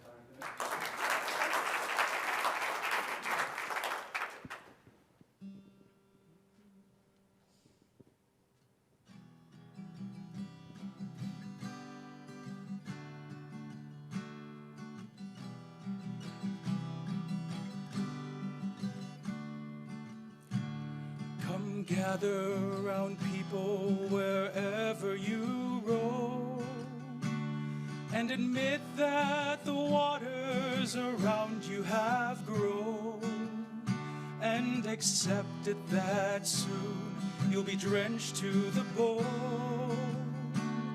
If your time to you is worth saving, and you better start swimming or you'll sink like a stone. For the times, they are a-changing.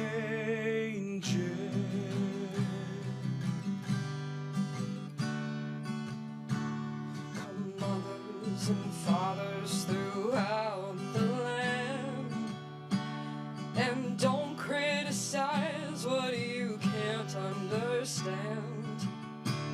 Your sons and your daughters are beyond your command.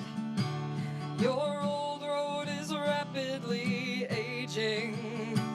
Please get out of the new one if you can't lend a hand. For the times, they are a-changing.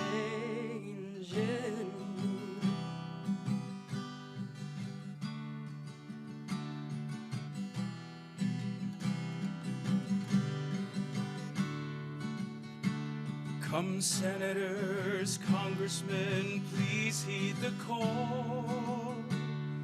Don't stand in the doorway, don't block up the hall. For he that gets hurt will be he who has stalled. The battle outside is raging. We'll soon shake your windows and rattle your walls. For the times, they are a-changing.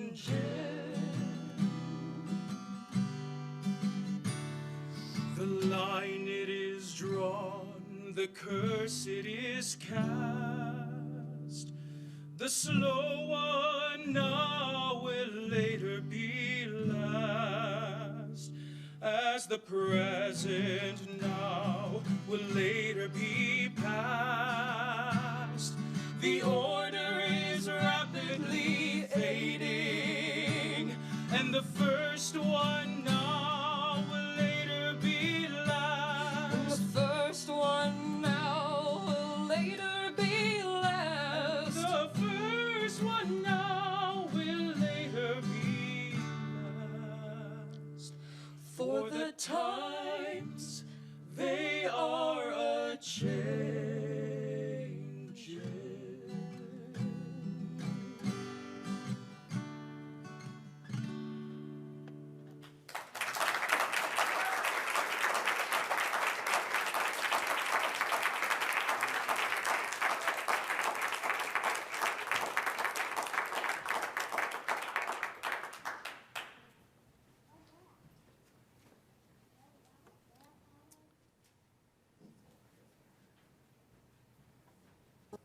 Hello, City Council and residents of Iowa City. Thank you for joining me for my 7th State of the City address. Tonight it is an opportunity to reflect on where we've been and to look ahead to where we're going. Over the past year, Iowa City has continued to move forward through intentional community investment.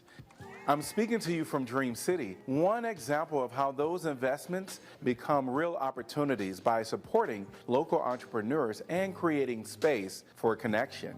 We will continue investing in what matters most for our community, and that work is only possible because of the people who make it happen. To my fellow counselors, thank you for your leadership and collaboration. To our hundreds of city staff, thank you for your dedication and service. And to our residents, thank you for your trust and your ideas. Tonight, I'm going to share what we've accomplished in 2025 and how we're building towards 2026 together. Everything I'll share tonight is guided by a clear set of values because how we invest in our community matters just as much as what we build. At the center of that work are equity and human rights.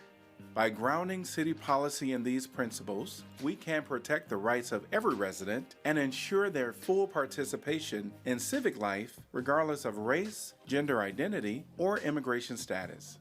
We also remain committed to climate action. Every day, we make measurable progress towards our climate goals by reducing our greenhouse gas emissions and improving the environment. And we believe in partnership and engagement. By working side by side with residents, neighbors, nonprofits, and businesses, we are able to shape our priorities and our future together.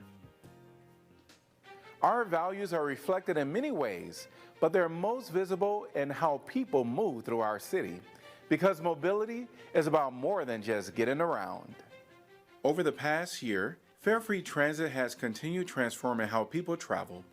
More community members are using the system to meet everyday needs, getting to work, school, healthcare, and errands, while saving money and reducing emissions. To help sustain this critical service, the city has identified additional funding, though continued community conversation will be essential for its future success. We're also investing in infrastructure that will connect Iowa City for generations to come. Planning is underway for the future of the Burlington Street Bridge, reimagined as a safer, more accessible route for drivers, pedestrians, cyclists, and transit riders alike. And we're improving how people walk, roll, and bike throughout the community. This past year, we upgraded hundreds of curb ramps and made pedestrian improvement to close long-standing accessibility gaps. Together, these investments reflect a city built to move equitably, sustainably, and with purpose. But mobility alone isn't enough. People also need places they can afford to live and neighborhoods they want to stay in. Housing affordability remains one of the defining challenges facing our community, as it does across the nation. This year, we continue treating housing as a long-term community investment by expanding permanently affordable options, including the purchase of 7 homes across the county and partnerships to provide 15 supportive housing units for veterans at risk of homelessness. We're also building our own capacity to create affordable housing. Through a $3.8 million federal Pro Housing grant, a pilot project on North Summit Street will add dozens of new city-owned apartments that promote long-term affordability and stability. At the same time, we look beyond simple solutions, from expanding shelter options to training a new generation of builders. We're approaching problems with people at the center. And because housing doesn't stand alone, we continue investing in parks, trails, and public spaces to ensure our neighborhoods remain welcoming places to live and belong. Together, these investments reflect a simple goal, a community where people can afford to stay and grow. Beyond where we live, we must also foster economic opportunities that support the people who call Iowa City home. This year, we continue investing in inclusive economic development, supporting entrepreneurs and small businesses through targeted grants, technical assistance, and spaces like Dream City, where ideas can grow into thriving businesses. At the same time, we expanded access to skilled careers through pre-apprenticeship and workforce pathways that help residents build opportunity while strengthening our local talent pipeline. We're also recognizing childcare for what it is, essential workforce infrastructure. Strategic investment has increased access, stabilized providers, strengthened wages for child care workers, and helped families fully participate in the economy. Because a strong workforce depends on reliable child care. And we continue to invest in arts and culture, both as an economic driver and as a part of who we are. Through public art, placemaking, and creative partnerships, we support local artists, activate public spaces, and strengthen what makes Iowa City a place people want to return to again and again. It's efforts like these that showcase how inclusivity and creativity lead to shared success. And even more fundamental than economic opportunity is the need for people to feel safe and supported. That means ensuring our systems respond with care, coordination, and the right resources. Over the past year, Iowa City has strengthened its response to mental health needs by refining our co-responder program and promoting the 988 crisis hotline. More calls are met by trained mental health professionals working alongside officers to connect individuals in crisis with appropriate services, often diverting unnecessary involvement with the criminal justice system. This coordinated approach extends to our partnerships with nonprofit organizations. Recent investments in local facilities have expanded capacity across our social service network, strengthening support for families and improving community health. We also continue investing in outreach and connection, providing programs and services that meet people where they are. Whether reducing isolation or responding to urgent needs, our staff and partners demonstrate that caring for one another is a shared responsibility and a core priority for Iowa City. Behind all of this work is a responsibility to manage public resources wisely and earn the community's trust. Good stewardship requires thoughtful planning and consistent results. We do this in part by grounding decisions in data. Our community survey helps us understand what's working, where we need to improve, and how your feedback directly guides our investments. We're also taking a future-focused approach to city facilities and equipment, carefully evaluating how best to serve a growing community while maintaining the high quality of service residents deserve and expect. And underneath it all is a strong financial health. Through disciplined budgeting, the city has maintained its AAA bond rating for more than 5 decades, allowing us to invest in priorities rather than pay more in interest. In short, we're preparing for tomorrow while meeting the needs of today. Looking ahead, that strong foundation allows us to face upcoming challenges with focus and honesty.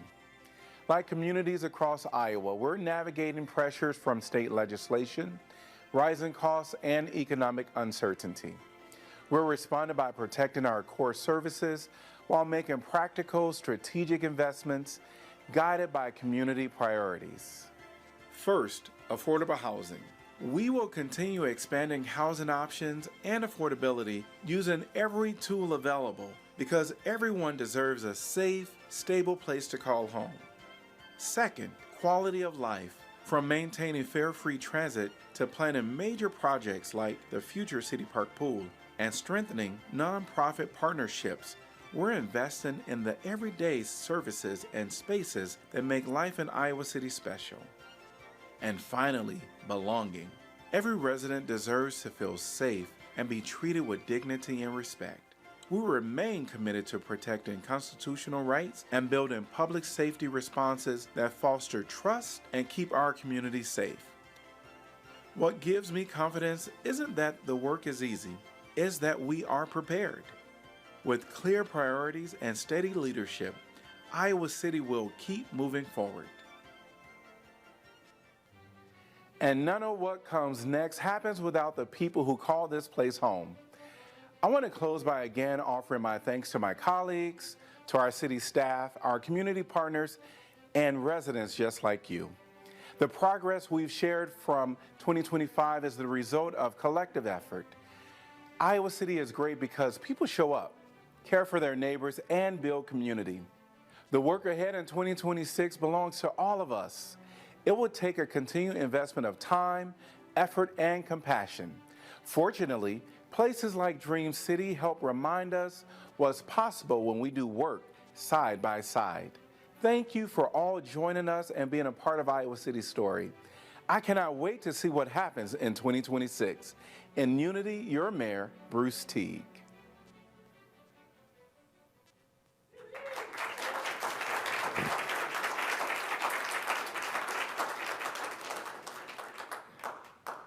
Well, I'll tell you that when I did the video, it always surprises me when we take a pause and look back at all the things we've done. And I want to say this to my fellow counselors. We've done a lot for this community. And we don't really pat ourselves on the back because there's so much to do, but I really do think that we should give our city councilors a huge round of applause. That includes me too.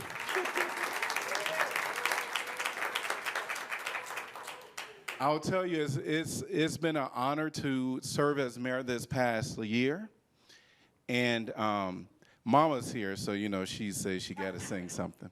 I do want to acknowledge my mom, Mama Teague, is in the room. Let's give it up for Mama Teague. And I know that my fellow counselors and many of you could attest to the challenges when you're in a leadership role or when you're busy and your family's at home and they have to pick up the pieces. And I want to acknowledge my husband, Colton Alexander Teague. Please stand so people can see you. And for the record, he is the first gentleman of Iowa City. And y'all, we got some first children of Iowa City. Absolutely. We have Caden and Legend Teague. So I really do thank my family for putting up with me and our community. They really do enjoy coming to as many events. They love to come to events, especially when they see Auntie Ma's and all that stuff out in the community. They love all of the events. And so even though it is a lot of work, it really is an honor to be in this role and to be a counselor and serve this community.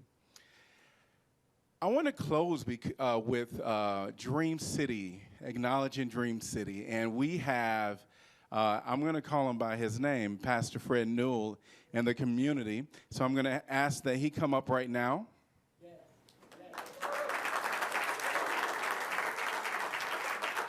And it is something when people acknowledge individuals. He was acknowledged in Des Moines recently, and we're so grateful that they saw what we know.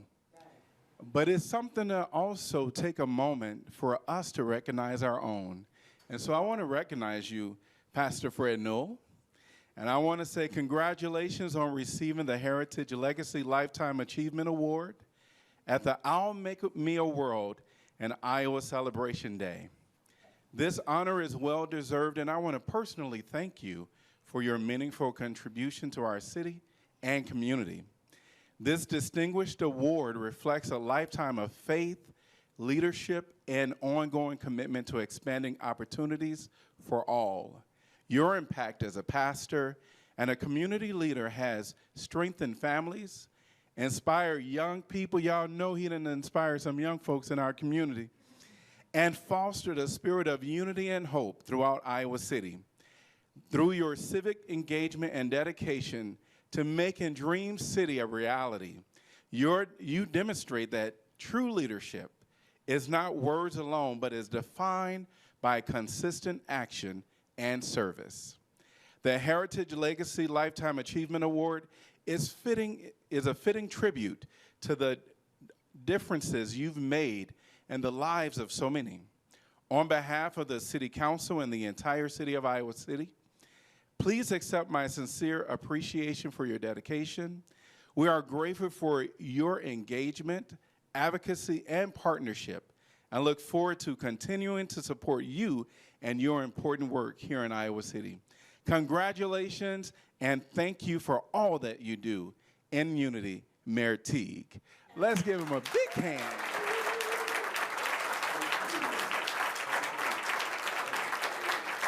give that to you, and I'll take it. Now, Mama, this is where she come in, and she gonna lead us in a song, and then Pastor Fred gonna take over. Well, I just want everybody, to stand, and since this is about all of us, and the song said, reach out and touch somebody's hand while we can. Don't make a difference right now. It goes like that. Y'all can stand up. Reach out and touch somebody's hand. Make this a better place while we can. While we can.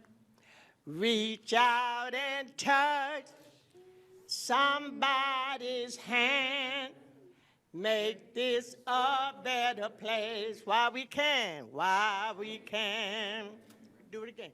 Reach out and touch somebody's hand. Make this a better place while we can.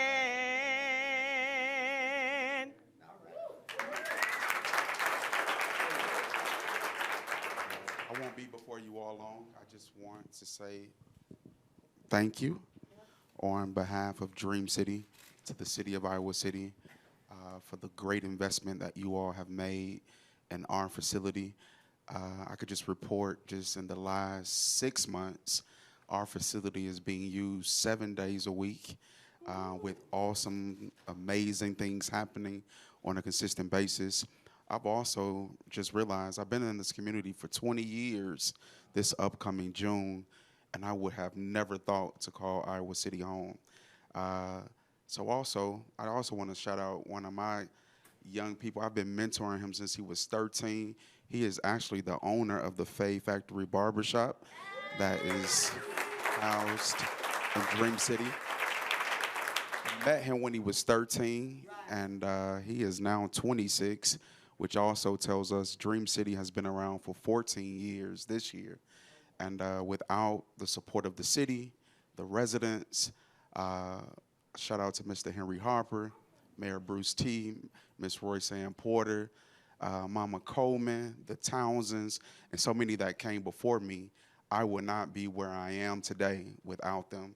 And then last but not least, to my own wife and 8 children, I will never, ever, ever go anywhere without thanking them for sharing me with such an amazing city. So thank you, Mayor T., to the councils. Thank you all so much. And this is just the beginning for us. To get a Lifetime Achievement Award at 28 for the 10th time, I didn't think it was possible. But I'm going to keep going. This is just the beginning. Thank you all so much.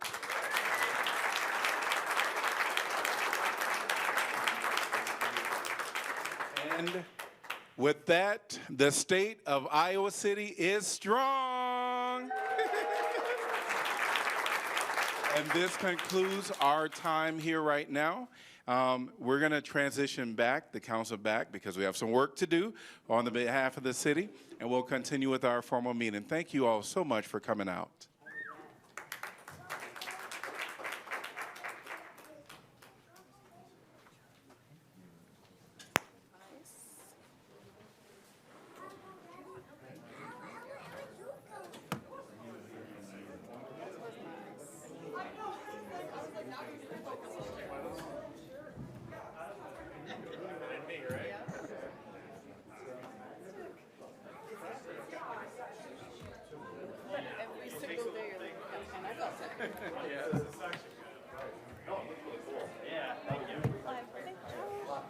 That'll take about 30 minutes. That was very nice.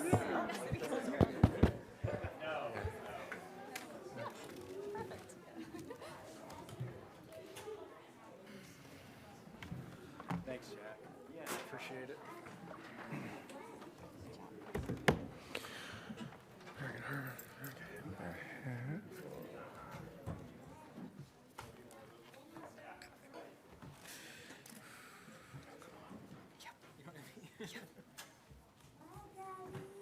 I love you. All right. We are going to continue with our formal agenda. with item number 3, which is proclamations. 3A, American Heart Month. Whereas heart disease remains the leading cause of death in the United States, affecting individuals, families, and communities across all ages and backgrounds. And whereas American Heart Month, observed each February, provides an opportunity to raise awareness about heart health and cardiovascular disease prevention. And whereas sudden cardiac arrest can occur without warning, and survival depends on the immediate activation of the chain of survival, including early recognition, prompt 911 activation, early cardiopulmonary resuscitation, rapid defibrillation using an automatic external defibrillator, and advanced medical care. And whereas bystander intervention through hands-only CPR and AED use can double or triple a person's chance of survival, making community education and preparedness essential to saving lives. And whereas Pulse Point is a critical tool that empowers trained residents to respond to nearby cardiac emergencies, strengthening community response, and bridging the gap until first responders arrive. And whereas Iowa City has demonstrated a strong commitment to cardiovascular health and emergency preparedness by being recognized as a heart-safe community, promoting CPR training, AED accessibility, and public awareness. And whereas we affirm our commitment to bystander intervention, heart health education, and community collaboration to save lives and make Iowa City a safer, healthier place for all. And whereas we recommend local businesses, housing complexes, and hotels acquire an AED to help preserve life by bridging the critical time gap between paramedics' arrival. These devices are designed for untrained bystanders to use, providing simple voice and visual prompts to deliver life-saving shocks within minutes. Now, therefore, I, Bruce Teague, Mayor of Iowa City, do hereby proclaim the month of February 2026 to be American Heart Month in Iowa City, Iowa, and encourage residents to learn the signs of cardiac arrest, participate in CPR and AED training, and download and use Pulse Point.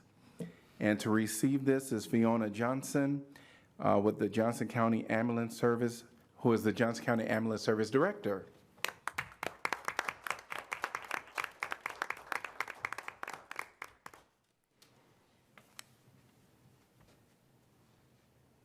All right, thank you very much.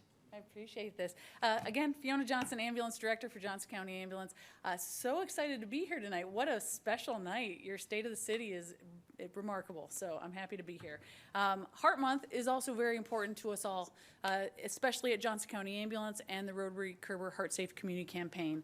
We work hard to improve survival statistics in our community, and the national average of survival from cardiac arrest to discharge is just above 10%, and I'm happy to report that our 2025 statistics for Johnson County is 19.8%. Oh, wow. So we're pleased with that.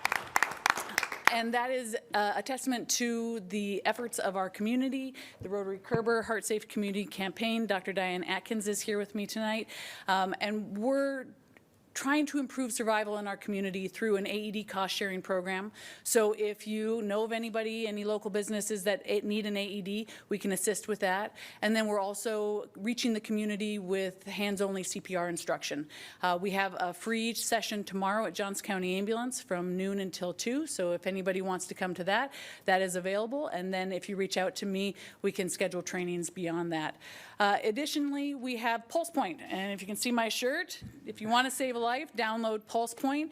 That is a free to download app. It is easy to use, comes in many languages, and it will basically let people who have learned CPR, hands-only CPR, know when somebody within their vicinity needs that life-saving care of compressions. It's vitally important for the members of our community to know that the first links in the chain of survival are intended to be complete by people in our community. That is recognition of an emergency, activation of our 911 response, compressions, and then the use of an automated external defibrillator. Those life-saving skills need to be completed by the members of our community before the first responders ever arrive. And a lot of people don't realize that. So thank you for helping spread the word about Heart Month and the importance of compressions and AED use. So thank you. Thank you.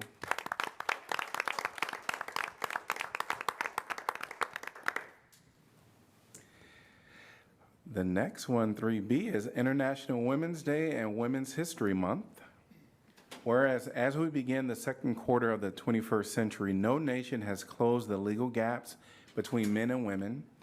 And whereas right now in 2026, women have only 64% of the legal rights that men hold worldwide in fundamental areas of life, including work, money, safety, family, property, mobility, business, and retirement.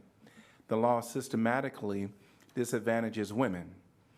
And whereas from harmful social norms to discriminatory laws, women and girls continue to face entrenched obstacles, even pushback to equal justice. If progress continues in its place at the current pace, it will take 286 years to close the legal protection gaps. This is not a timeline, it's surrender. And whereas International Women's Day 2026, under the theme Rights, Justice, Action for All Women and Girls, calls for action to dismantle the structural barriers to equal justice, discriminatory laws, weak legal protections, and harmful practices and social norms that erode the rights of women and girls. And whereas the Johnson County United Nations Association, along with local businesses and nonprofit organizations, are sponsoring the annual Night of 1,000 Dinners, a community celebration of International Women's Day on Friday, March 6th, 6 p.m. to 8 p.m. at St. Andrew Presbyterian Church in Iowa City. This event will advance United Nations Sustainable Development Goal number 11, Sustainable Cities and Communities. This year's honorees include Shelter House, the Housing Fellowship, the Immigrant Welcome Network of Johnson County, and UN Habitat. For more information, visit Johnson County United Nations Association's website at johnsoncountyuna.org.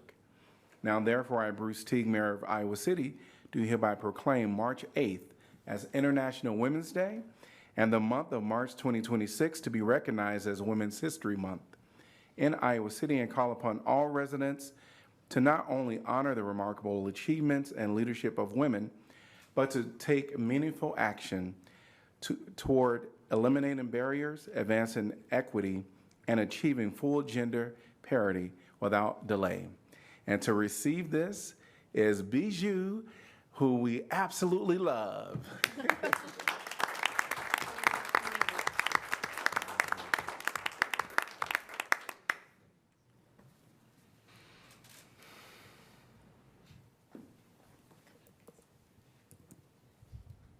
We have few remarks, if that's okay with you guys. Mm-hmm.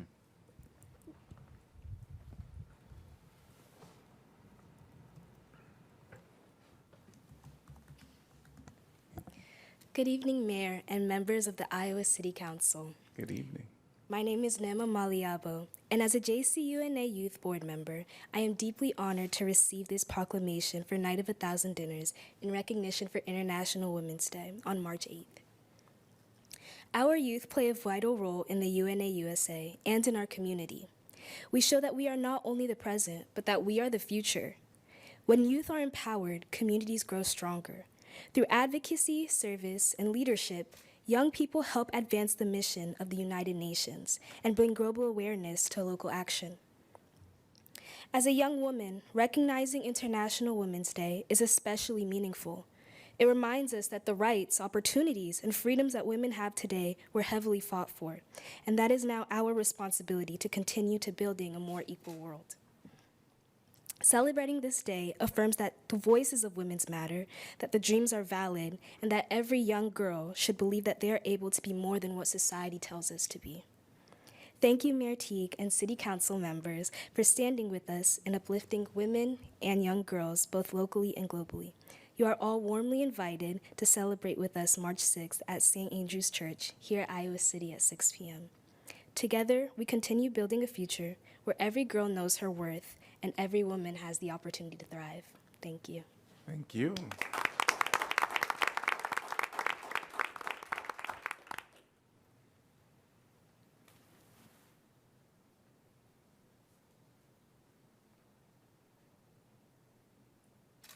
Welcome.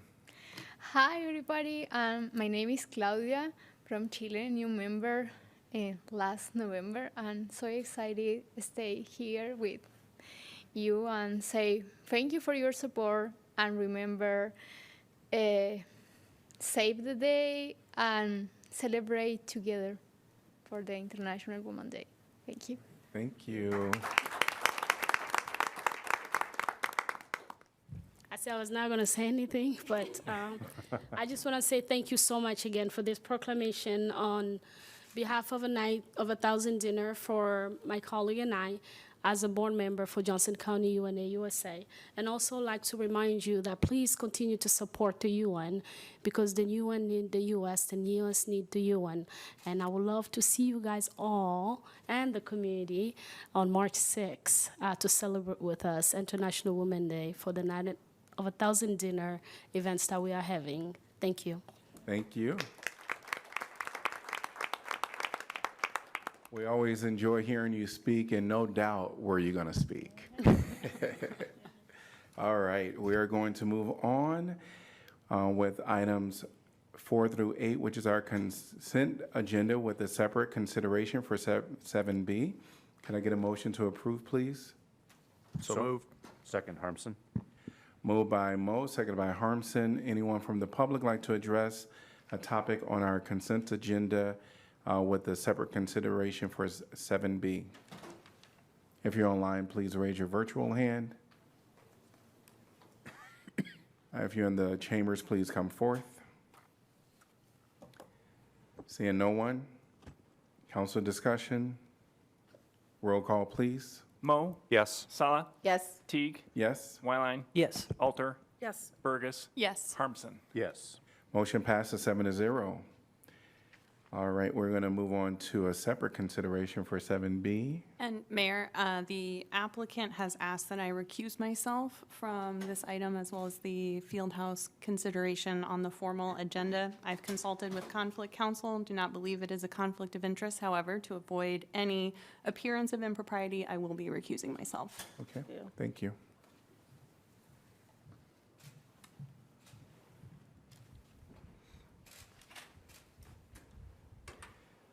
Can I give a motion to give consideration for consent agenda item 7B? So moved, Wyline. Second, Saleh. All right, anyone from the public like to address this topic? If you're in council chambers, please come forth.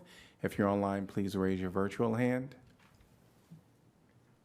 Seeing no one, council discussion. Roll call, please. Sala? Yes. Teague? Yes? Wyline? Yes. Alter? Yes. Harmson? Yes. Mo? Yes. Motion passes 7-0. 6. 6-0. Thank you.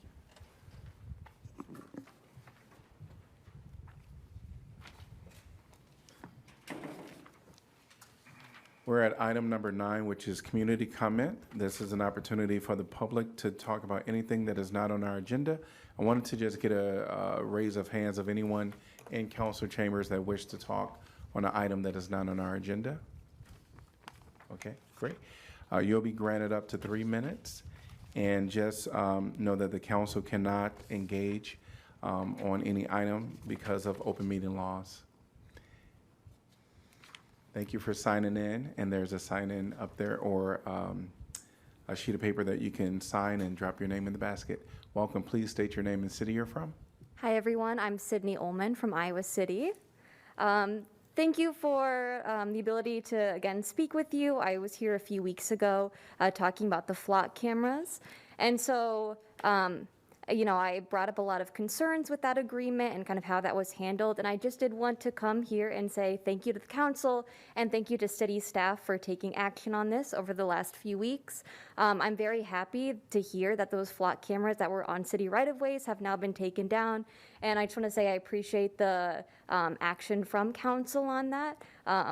I know that there are many others who couldn't be here tonight who have also expressed gratitude as well and appreciate council and city staff's efforts to make our community safer in ways that we know respond to the needs of our community and make things better for all of us. So I just wanted to again say thank you, and I would support further guardrails on how, preventing something like this going forward as well, with how city right-of-ways are used and how data on Iowa Cityans is collected and stored and all those policies around that.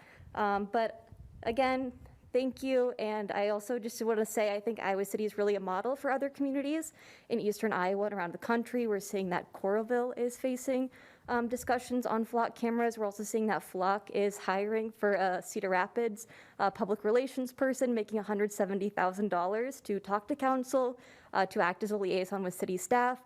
And so this is something that I think, we've seen the state of Iowa City, and I just think this is going to continue being something that we have to respond to. So any way that the community can voice our thoughts on it and work to make all of us safer, I think is a good thing. So thank you again. Thank you. And we'll ask people to hold their applause. Please come forth, the other speaker. And if I'm correct, I think you're the last speaker. So, my name is Abby Banks. I also was here a few weeks ago speaking about flock cameras. Sorry, I'm trying to multitask. I was also here speaking about flock cameras a few weeks ago. I found it really upsetting that they existed on city right-of-ways, and we moved here from Des Moines last year, where going to city council meetings really felt like screaming at a brick wall. So to have actual change happen and to actually feel heard and listened to by my city councilors was really heartening. And so just like Sydney said, I just want to say thank you for quick action. I know there was conversation at the work session about Flock and about future guardrails, and people are paying attention. People are opposed to this, and I think that will just continue to get louder. And yeah, I implore you to continue doing the right thing when it comes to surveillance and us living in a fascist police state. Thank you.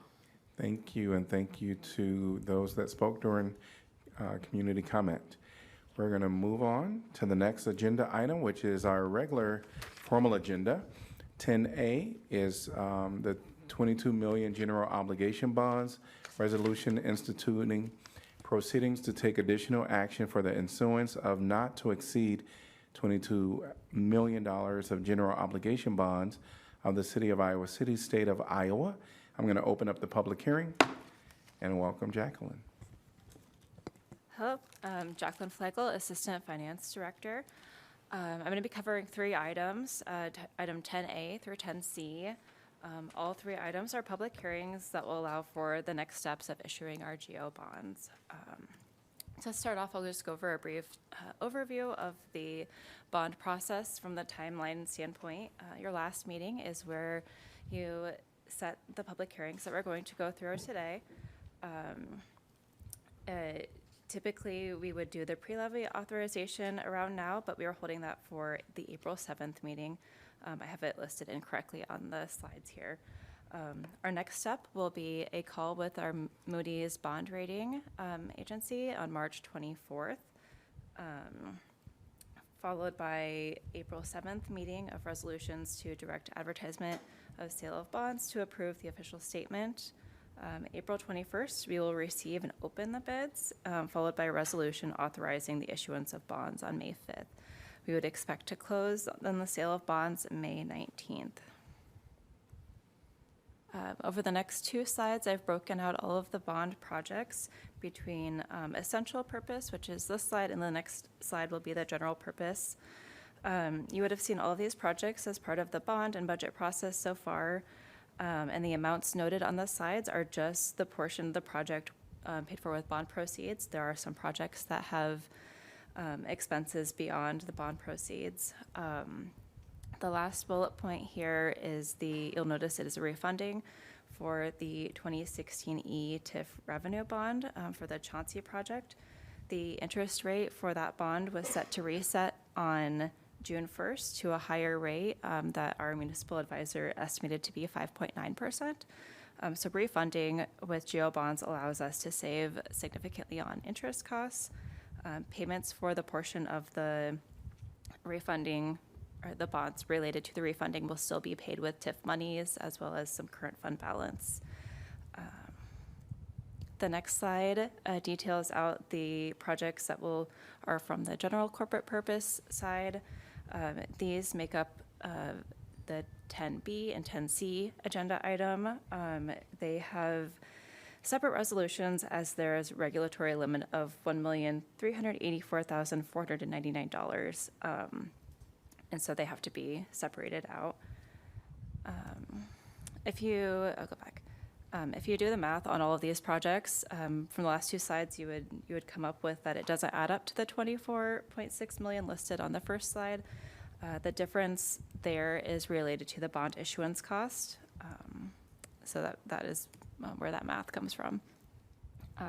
As I mentioned earlier, all of these projects were included as part of the 2026 amended budget and the 5-year CIP program.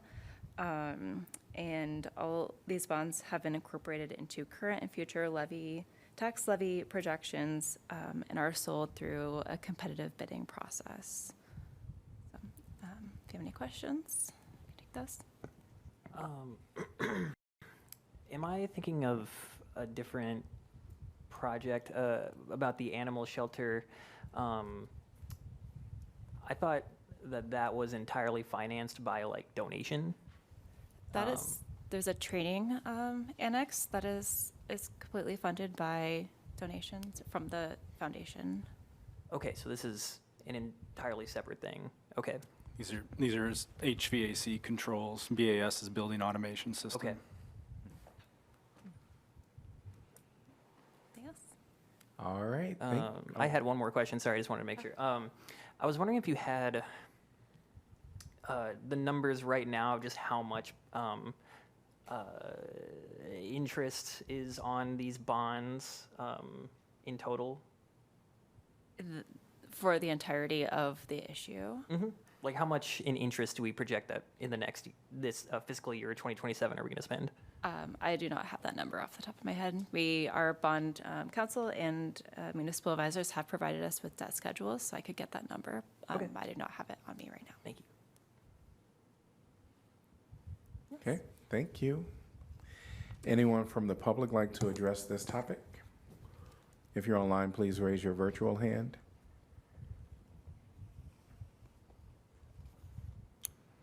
Seeing no one in person or online, I'm going to close the public hearing. Can I get a motion to approve, please? So moved. Mo. Second, Alter. Council discussion? Roll call, please. Teague, Yes? Wyline, Yes. Alter, Yes. Burgess, Yes. Harmson, Yes. Mo, Yes. Sala. Yes. Motion passes 7-0. Item 10B, $1.3 million general obligation bonds, resolution instituting proceedings to take additional action for the issuance of not to exceed $1.3 million general obligation bonds of the City of Iowa City, State of Iowa. I'm going to open up the public hearing. And this presentation was just given in our last presentation for 10A. Anyone from the public would like to address this topic? If you're online, please raise your virtual hand. If you're in council chambers, please step forward. Seeing no one, I'm going to close the public hearing. Can I get a motion to approve, please? So move, Sala. Second, Harmson. Council discussion? Roll call, please. Wyline, Yes. Alter, Yes. Burgess, Yes. Harmson, Yes. Mo, Yes. Sala, Yes. Teague. Yes, motion passes 7-0. 10C, $1.3 million general obligation bonds, resolution instituting proceedings to take additional action for the issuance of not to exceed $1.3 million of general obligation bonds of the City of Iowa City, State of Iowa. I'm going to open up the public hearing. And again, this presentation was also done at 10A. Anyone from the public like to address this topic? If you're in council chambers, please step forward. If you're online, please raise your virtual hand. Seeing no one, I'm going to close the public hearing. Could I get a motion to approve, please? So moved, Mo. Second, Burgess. Council discussion. Roll call, please. Alter, Yes. Burgess, Yes. Harmson, Yes. Mo, Yes. Sala, Yes. Teague, Yes. Wyline. Yes. Motion passes 7-0. We're at item number 10D, Urban Renewal Area, North Dodge and Scott. Resolution determining an area of the city to be economic development, urban renewal area, and that the rehabilitation, conservation, redevelopment, development, or a combination thereof of such area is necessary in the interest of public health, safety, or welfare of the residents of the city, designating such area as appropriate for urban renewal projects, and adopting the North Dodge and Scott Urban Renewal Plan. I'm going to open up the public hearing and welcome Rachel. Hi, Mayor and City Council. Rachel Kilberg, Economic Development Coordinator.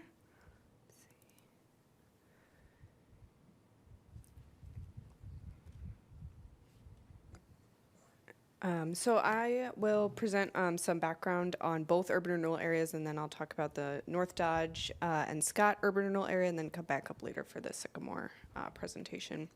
So just some background, a reminder, you've heard this before, but it's always a helpful reminder that we often use urban renewal and tax increment financing interchangeably, but they're actually two concepts that work together. In order to use TIF financing, you have to create both an urban renewal area and a TIF district. The urban renewal area kind of sets that area, adopts the plan, defines the goals, and then the TIF district is the financing mechanism. So what you're doing on your council agenda tonight is adopting that urban renewal plan and creating the area, and then creation of the TIF district will come later. So this is the Iowa Code Chapter 403 defines the process to establish an urban renewal area, and the process begins with, of course, drafting that plan, identifying, what the boundaries are, the goals, the types of projects that are planned. Then the first council resolution is a declaration of necessity, which sets a consultation meeting with all the other taxing entities, sets a public hearing date, and then directs the urban renewal plan to the Public Planning and Zoning Commission for review. After that, the consultation meeting is held with the affected taxing entities. There's time for them to comment or request changes to the plan. Planning and Zoning holds their review to ensure that the plan's in conformity with the comp plan. And then that takes us to the step we're at tonight, which is to hold that public hearing and then adopt or consider adoption of the urban renewal plan by resolution. So the North Dodge and Scott Urban Renewal Plan is the first one on your agenda, and the area in general is located in the commercial area bordered by North Dodge Street and Highway 1 and Interstate 80 along that northern boundary, and then along the western and southern boundaries, North Scott Boulevard, and then ACT Road, and kind of the eastern edge of what's considered the former ACT campus, like what's built out now, it represents that eastern edge. So this area in total is about 150 acres, and it's really that, if you zoom this map out, you could see it's really just that northwest portion of what we consider the ACT campus, and then the surrounding city streets are included.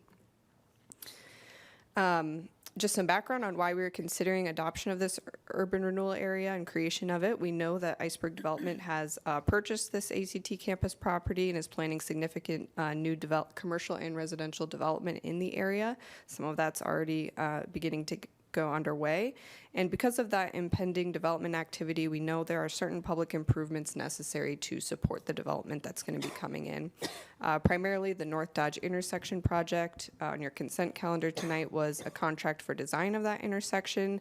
That project is scheduled for 2026 in our capital improvement plan, and it's programmed to be funded through TIF. So just want to be clear that this agenda item does not approve that contract or that project at all. This is just the catalyst project that's driving creation of the urban renewal area.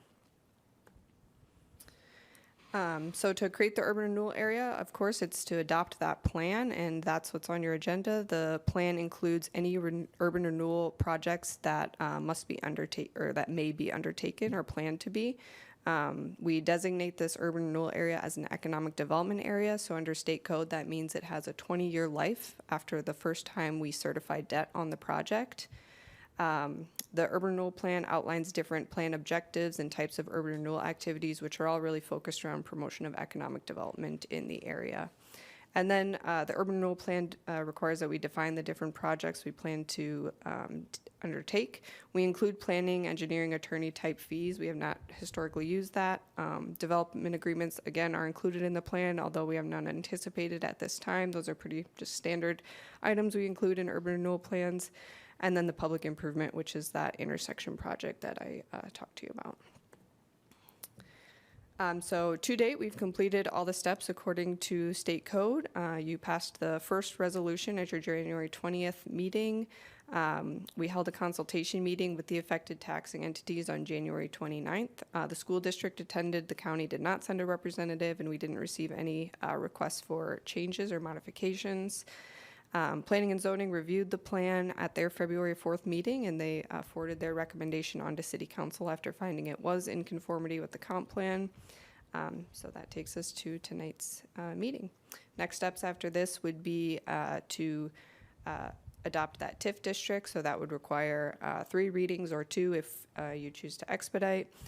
And then in the future, again, the actual project for the North Dodge intersection would come before you again for approval separately. Any questions on this item? Hearing none, thank you. Anyone from the public like to address this topic? If you're online, please raise your virtual hand. And if you're in council chambers, come on up and sign in, and then give us your name and city you're from, and you'll have up to 3 minutes. Welcome. Good evening, Mayor and councilors. I am Mackenzie DeRue from Iowa City, and tonight I'm here on behalf of Greater Iowa City, Inc., and I'd like to express our strong support for the North Dodge and Scott Urban Renewal Area.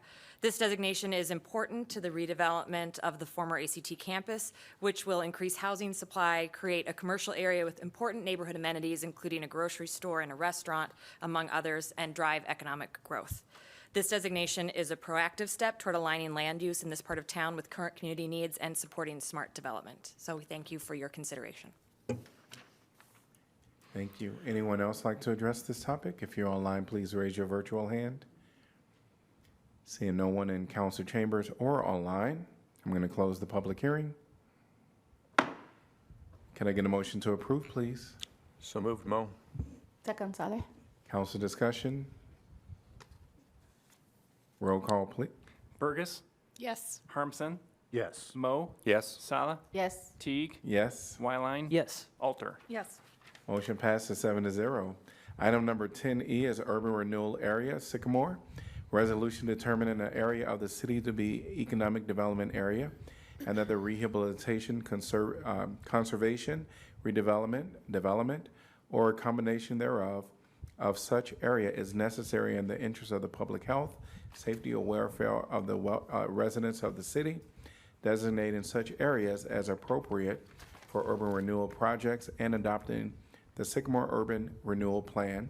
I'm going to open up the public hearing, and Rachel, welcome. Yep, Rachel Kilberg, again, Economic Development Coordinator. So very similar item here with the proposed Sycamore Urban Renewal Area. So the boundaries here are generally located between Sycamore Street along the west, and then the kind of the eastern boundary of Procter & Gamble to the east, and then from north to south, it's from Highway 6 up to about the railroad. This urban renewal area, I think you're very familiar with, but lots of older commercial development. It's well utilized in some ways and also underutilized in many ways. Much of the existing development has kind of outdated site layouts and just not built out to meet the modern needs of commercial, retail, and employment uses in this area. There's also lots of connectivity issues in the area, and there could be improvements in more efficient configurations that way. We have previously had an urban renewal area and TIF district in this kind of general Sycamore vicinity. The Sycamore and First Avenue urban renewal plan was in place from August of 2000 until 2022 when it statutorily sunset. During that 20-year lifespan, we undertook 4 urban renewal projects. The first was on that Sycamore Mall to do some site improvements and occupancy requirements. The second was for what you see on the screen. That was for the Playmore development, which was improvements to some commercial buildings along First Avenue where like Java House and the donut shop and gym are now. We tried again with infusing a little bit into the Sycamore Mall in 2014. However, that agreement was terminated due to the developer being unable to meet the occupancy requirements in the agreement, particularly after Lucky's left, and they were unable to cure that requirement. And then towards the end of the district, we had some unused increment available, so we were able to offer commercial and industrial energy efficiency matching grants to the businesses in that area. Procter & Gamble did take us up on that, and we were able to help them install a high-efficiency air compressor. So while we have had some success with that prior urban renewal plan, there's also been a lot of recent investment and interest in this area, which you heard a little bit about from your work session with Greater Iowa City. So again, with that partnership, they have identified Sycamore as a strategic investment district. They're leading that public-private conversation about, re-envisioning the area to improve it and make it a better site for commercial, residential, and mixed-use redevelopment. And then Procter & Gamble has also announced their about $150 million expansion at Oral-B, and that will include the addition of approximately 100 new jobs.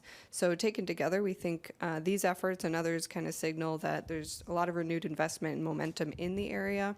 So while we typically create an urban renewal area, again, when we have that catalytic project, in this case, we're doing it more proactively. It can take several months for these to go through, and so we want to support these efforts and leverage these activities by creating that tool and making sure it's in place so we're ready to go if an opportunity does come up. The proposed Sycamore Urban Renewal Plan, again, is being designated as an economic development area, so it has that 20-year lifespan.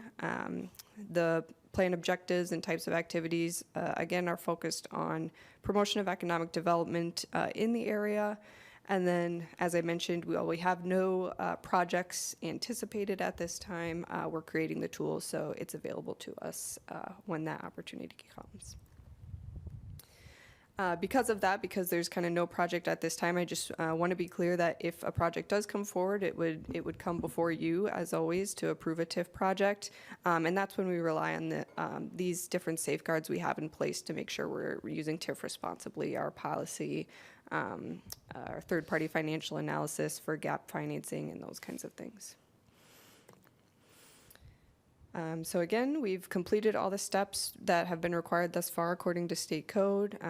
You adopted that first resolution on January 20th. Consultation meeting was held January 29th. There was no discussion or requests on the Sycamore urban renewal area. P&Z reviewed this plan as well and found that it was in conformity with the comprehensive plan. So now you have the opportunity to adopt that plan. Same thing on next steps. We would bring that TIF district, creation of that TIF district to you separately at an upcoming meeting, which requires 3 readings or 2 if expedited. And then just a reminder, any future projects funded through TIF would again come before you several ways. We would have to amend that into the plan and then you would approve the project itself or a development agreement if that's what it was. Any questions on that?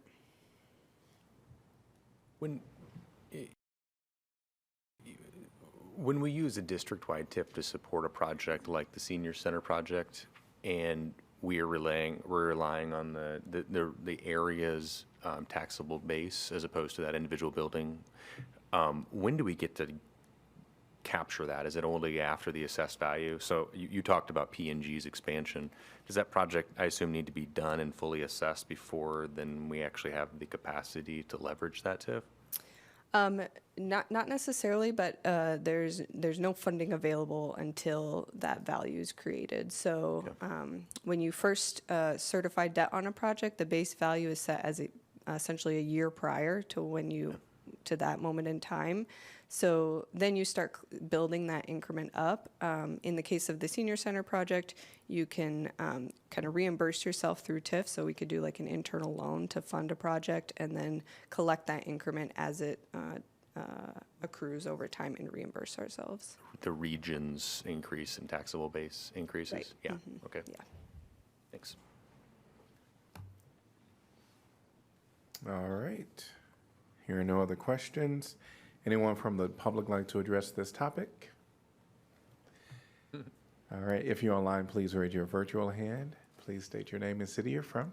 Mackenzie Welcome. DeRue, Iowa City, on behalf of Greater Iowa City again. Also would like to register our support for the Sycamore Urban Renewal Area. This is near and dear to us as an organization. The proposed boundaries for this area align with our strategic investment district, a public-private collaboration to create a community-informed development plan to spur economic growth and housing opportunities in this key neighborhood. We've been working on this initiative for over a year. We're really excited about it and are very grateful for the city's collaboration on the effort so far. We see this urban renewal designation as a necessary step to securing private investment in the area and making this plan a reality, and we appreciate your consideration and partnership. Great, thank you. Anyone else? Seeing no one else, I'm going to close the public hearing. Can I get a motion to approve, please? So moved, Alter. Second. Mo? Moved by Alter, seconded by Mo. Council discussion. I would just, I don't know if anybody else has done the exercise of looking at just watching random other cities' city council meetings and seeing how they do TIF and everything. I just want to say, like, very happy with our guardrails as we put it in, as it was put, and how we use TIF. I know sometimes people in the public can be wary of TIF because it can have some negative connotations, but it's a tool, and if wielded properly, it can be really cool. So I'm just glad that we're in this spot that we are. Roll call, please. Harmson? Yes. Mo? Yes. Sala? Yes. Teague? Yes. Wyline? Yes. Alter? Yes. Burgess? Yes. Motion passes 7-0. Item 10F, termination of Lower Muscatine TIF District.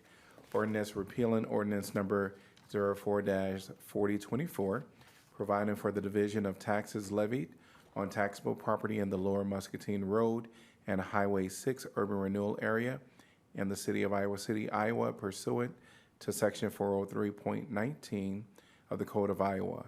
This is the second consideration, and staff is requesting expedited action.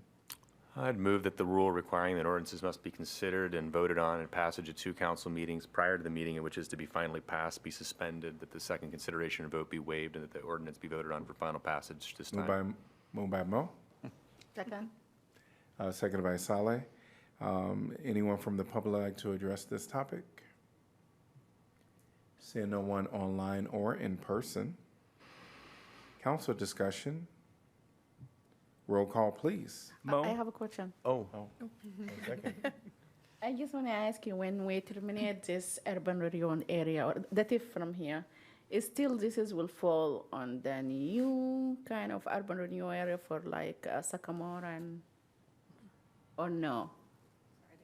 I mean, like, now we're terminating the TIF here. For example, if there is a project come up for this area and they would like to use TIF, is still this area will be eligible because it will be under the Sycamore and, That's right. Yeah, most of this area is encompassed in the new urban renewal area that we're creating, and we always have the opportunity, such as with your next item for the Industrial Park Road, we could create a new urban renewal area in TIF district or expand the one we have if needed.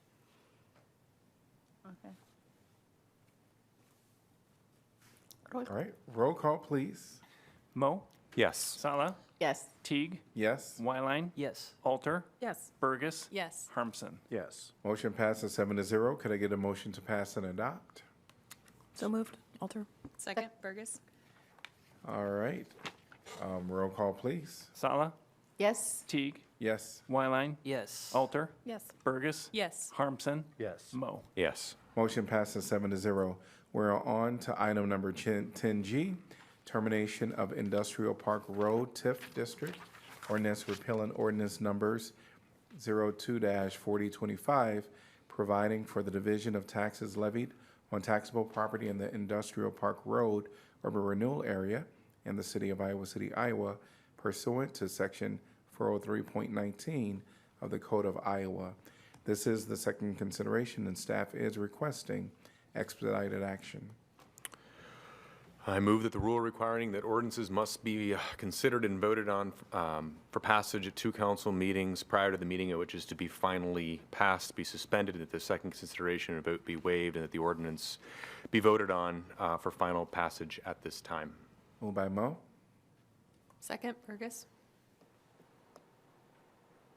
all right, public, anyone from the public like to address this topic? Seeing no one in person or online, council discussion.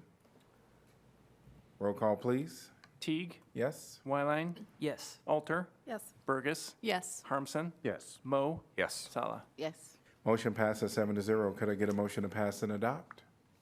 So moved, Mo. Second, Sally. Roll call, please. Wyline, Yes. Alter, Yes. Burgess, Yes. Harmson, Yes. Mo, Yes. Sala, Yes. Teague. Yes, motion passes 7-0. 10H, termination of urban renewal area, Lower Muscatine and Highway 6. Resolution terminating the Lower Muscatine Road and Highway 6 urban renewal plan for the Lower Muscatine Road and Highway 6 urban renewal area, and ending the Lower Muscatine Road and Highway 6 urban renewal area. Could I get a motion to approve, please? So moved. Alter. Second, Mo. And staff comments by Rachel again. Sure. Rachel Kilberg, Economic Development Coordinator. Very brief, but as I mentioned in my prior presentation, you have both the urban rural area and the TIF district. So now that you have dissolved the TIF district, the final step to do so would be to also dissolve the urban renewal area and retract that plan. Right. Questions? Great. All right. Anyone from the public like to address this topic? Seeing no one in person or online, council discussion. Roll call, please. Alter, Yes. Burgess, Yes. Harmson, Yes. Mo, Yes. Sala, Yes. Teague, Yes? Wyline. Yes. Motion passes 7-0. 10I, termination of urban renewal area, Industrial Park Road. Resolution terminating the Industrial Park Road urban renewal plan for the Industrial Park Road urban renewal plan, urban renewal area, and ending the Industrial Park Road urban renewal area. Could I get a motion to approve? So moved, Mo. Second. Alter. And we already know what this is for. I don't think there are any questions, public. Anyone want to address this topic? Say no one in person or online, council discussion. Roll call, please. Burgess, Yes. Harmson, Yes. Mo, Yes. Sala, Yes. Teague, Yes. Wyline, Yes. Alter. Yes. Motion passes 7-0. All right, we'll slow down just a little bit. 10J, agreement with Johnson County to purchase 1102 Hollywood Boulevard. Resolution authorizing the city manager to sign the property conveyance and affordable housing agreement for the purchase of 1102 Hollywood Boulevard. Could I get a motion to approve, please? Move. Second. Moved by Saleh, seconded by Alter, and welcome Tracy. Hi, thank you. Good evening, Mayor and council members. Good Tonight, evening. well, Tracy Heishu, NDS. Yes. Tonight, I'm pleased to announce the unique collaboration between the county, the city, and the VA to develop the state's first project-based voucher property for veterans experiencing homelessness. So this partnership represents a major step forward in our collective effort to ensure every veteran has a safe and stable place to call home. So Johnson County purchased this property on Hollywood back in 2024. They issued an RFP wanting to find a nonprofit to partner with to provide deeply affordable housing and hopefully with supportive services. The city answered that RFP. We were selected, and this tonight will outline what that partnership looks like. So these is a 15-unit multifamily property. Each are 2 bedrooms. We will have the agreement that you approve tonight. The county does this at the end of February. Once they approve their agreement, same agreement, basically, we then, it conveys within like 3 days to us, and the housing authority will own and manage the property.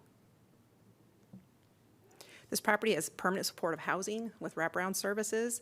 We will use the VASH as rental assistance for the veterans. The VA provides the referrals, the case management, the supportive services. I put this comment in about stable housing and consistent support is better outcomes, but I can't imagine if I had to look for housing every night, I didn't know where I was going to be tonight, tomorrow night, the next week, to go from that to I have a stable home tonight, next week, month, what the profound impact will be on the lives of the tenants that we serve. The county has, the agreement says that we have to serve people below 60% of median income, but the far reality is that almost several will be below 30% of median income. And these are some of the clients that we have the hardest time securing housing for, and it's due to unique barriers that they face, whether it's mental health, disabling conditions, or just their past housing instability. It's hard to secure units, but once we find, because we administer 95 VASH vouchers, we've utilized about 70. We find that once the veterans are stable, once they have secure housing, they maintain it. The agreement is a 20-year period affordability. It requires a deed restriction on the property. We will own it just like any other property of the Housing Authority. It's permanent, permanently affordable. We will be the ones responsible for all the maintenance, the operations, the reserves. It'll be our property. We will insure it.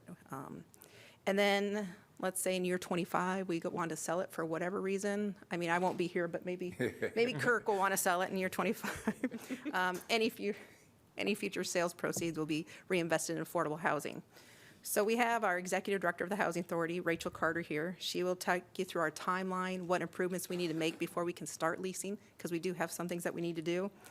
And then if you have any questions between us both, we can answer them, or we can certainly get back to you if you have questions. So Rachel. Making sure you have a lot of Rachel coverage tonight. Rachel Carter with the Housing Authority. Thank you for having me. Councilors, hello. A little bit about Tracy covered it nicely, about the agreement we have with the county. Once the county conveys the property to us, and I think Tracy mentioned by March 3rd, we'll have the property in our possession. We will need to make a couple improvements to the property to make sure that we're administering that housing like we do the rest of our housing stock that we own and manage. We plan on putting fencing up around the property. I think that anybody who's been in the community long enough is familiar with this property and some of the challenges we've seen with landlords previously renting the space. I'm probably uniquely aware of those as I worked in rapid rehousing for a decade before coming to the city. And we have collaborated with PD in the past, and they've expressed their interest in having a fence around the property, not necessarily in the interest of keeping our tenants in or anything like that, but making sure it's not an easy pass-through throughout the neighborhood, and that makes it more secure for our tenants there. It makes the neighborhood feel better about the property being occupied again, and just helps the sense of community and making this a nice place to live. So we're going to proceed with putting fencing around the property, a privacy fence. We, of course, need to change all of the locks and put them on our master key system. There are a few small plumbing things that are still original to the building that won't take long to change out, but we're interested in changing that out because we would rather do that before it's occupied. And we plan on putting up security cameras and some additional lighting to make the space feel friendlier and more secure. So those are the physical improvements we're going to make before we start leasing up the property. We've been in touch closely with the VA. They're very excited. We have a couple of veterans who have come into our office to see me every week for the last 6 months in excitement about this. I'm excited to give them an answer on when this can start to happen. So the VA is ready to go with referrals as soon as we're ready. We anticipate the physical improvements taking about 2 months. However, my maintenance team is trying to get that fencing up much faster than that. Part of it's going to be a little dependent on what the ground does for us. So we're hoping 2 months from when we receive the property to be leasing up, and I expect we should have it fully leased up within 3 months of starting. There's a pretty significant wait list in the community for veterans waiting for a HUD-VASH voucher. We know that our veterans in the HUD-VASH program poured out to other communities at a higher rate than our other voucher holders because they're unable to find housing here. We know there are a lot of veterans interested in staying in the community because of the access to VA healthcare services, to our community services we have here. We have Fare Free Transit that's very popular among our voucher holders because it's such a game changer in how they access their everyday lives. So we certainly have a lot of interest, and I think we won't have any problems filling it pretty quickly. You have any questions for me? Do housing choice vouchers and VASH vouchers work in similar ways where there's project and tenant-based vouchers? Are these all project-based vouchers for this space? Yep, Is all 15 units 15 vouchers, or is it a Yep. different, more complicated math? No, thankfully not more complicated for once. They'll all be project-based HUD-VASH vouchers, and they do operate very similarly to regular housing choice vouchers. We get some different flexibilities with HUD-VASH, which is part of the reason we're so confident in this being a successful project. HUD-VASH vouchers, we can go to different occupancy limits. For example, if we have a veteran who is in need of a second bedroom but doesn't have a documented disability that would allow us to give a housing choice voucher household that bedroom, we can do it in VASH without going up to HUD for approval. We also have the ability to move more quickly with HUD-VASH vouchers. They don't go through the same referral system. They don't have to go on a waiting list like housing choice vouchers. That's probably the biggest difference. It's referrals from the VA team. They send us a packet of paperwork. Our VA team here is so wonderful. They know exactly what we need. They get it to us so quickly. We're in the middle of a software change in the Housing Authority, which has been a real opportunity to succeed for all of us in the Housing Authority. And that's as strengths-based as I've got. And our HUD-VASH team has referred us 3 veterans in the time during our software conversion, and they've just really gone above and beyond in getting us additional things so we don't have to rely on software to make it happen. So we have a great team we're working with and can really take advantage of these flexibilities. And the support dimension, I guess, again, I'm equating it to what we kind of know, which is what Shelter House does with like 501. Is there on-site staff, or is it all run through the VA? Yeah, not necessarily on site. It is all run through the VA. They have a team of people that's kind of called the homeless team at the VA that do a bunch of different things surrounding veterans experiencing homelessness. HUD-VASH is one of those pieces, but the veterans in HUD-VASH get the support of that whole team of people, whether it's through like the Veterans Justice Outreach team, Healthcare for Homeless Veterans team, grant and per diem team that collaborates with Shelter House on the GPD beds that they have. Our HUD-VASH case manager that serves most of Iowa City is wonderful. He actually used to work at Shelter House maybe a decade ago, and he does in-home visits, provides a lot of support. We see him in the housing. I feel like I see him in the Housing Authority more than I see some of our clients, honestly. So it's a nice connection point, and we know he'll be in and out of those units too. Okay, so there's no city financial investment in the permanent supportive housing supports. Okay. Not at all, yeah. The VA provides all of it. Thank you. Yes, Madam. I just want to ask you, first I really happy and glad to see we are supporting the very vulnerable, veterans, and we can offer them housing. Sometimes I just have hard time understand those kind of things. From the beginning, those units was affordable units in town, and the county bought them to make them affordable, which is good until here, okay?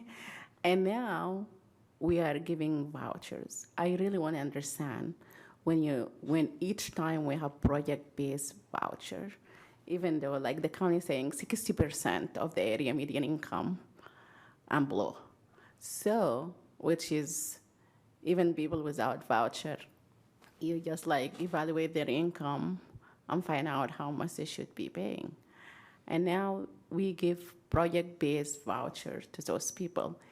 Is this project-based voucher, that's something add on to our current voucher that we have, or that would reduce our general voucher that we have? It doesn't touch any of our general vouchers. It's just our HUD-VASH. So we have 95 HUD-VASH vouchers. We have never been able to lease up more than, the highest point was 79. We just have not seen veterans be able to use them completely in our community.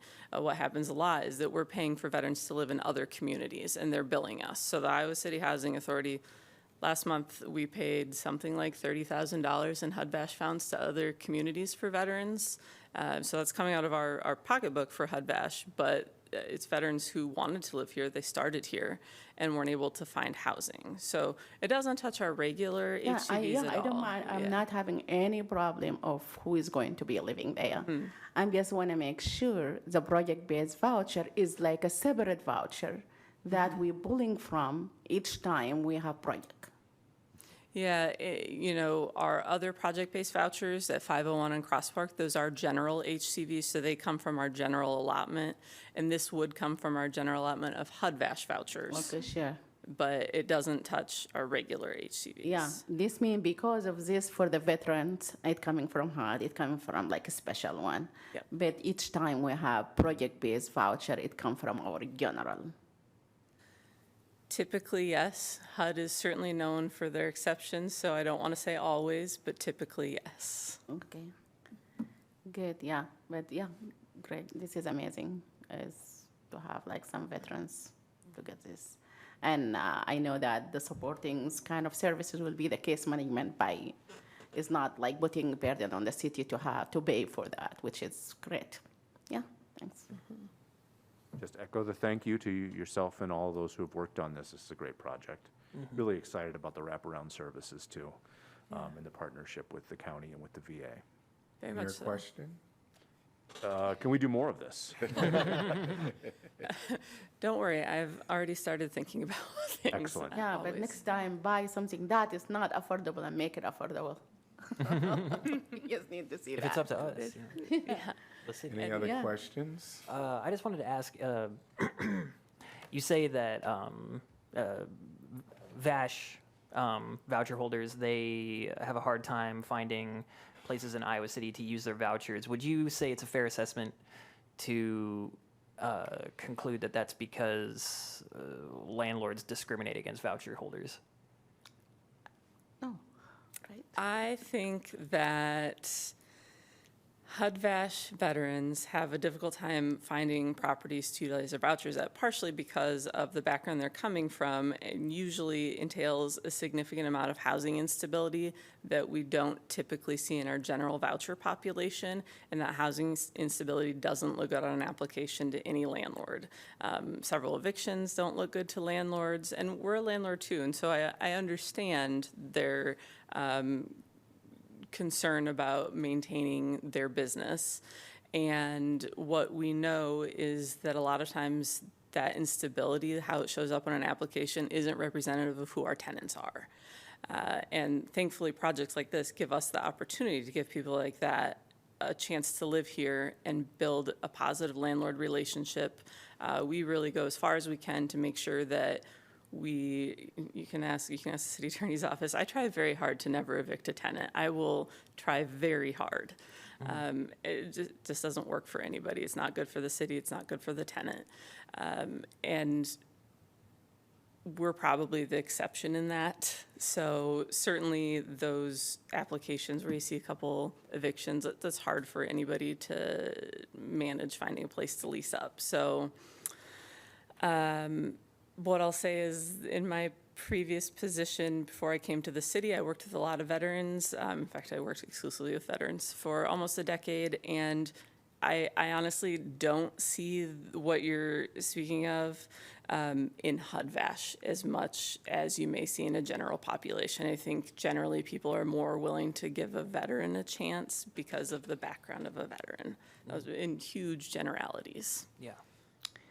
I wouldn't know that the case. You mean like now if a veteran have a case management at the VA and I wanted to rent, somebody want to rent from me with the voucher, I can come and ask for single voucher from the HUD kind of 95 voucher by myself, like.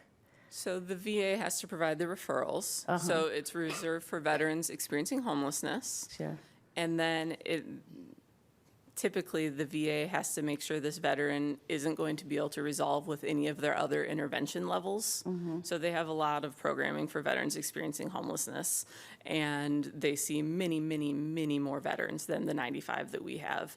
And their goal is to resolve through other means before they get to a voucher. because that's best case, especially when somebody is perhaps experiencing homelessness situationally. Perhaps they've gone through a family breakup, and this is the first time and hopefully the last time they experience homelessness. If they were working and got laid off and it's not been a history of barriers to employment, the VA would try to self-resolve or help them resolve through employment support services. So they really reserve these vouchers for high barrier veterans who aren't going to be able to resolve through other interventions.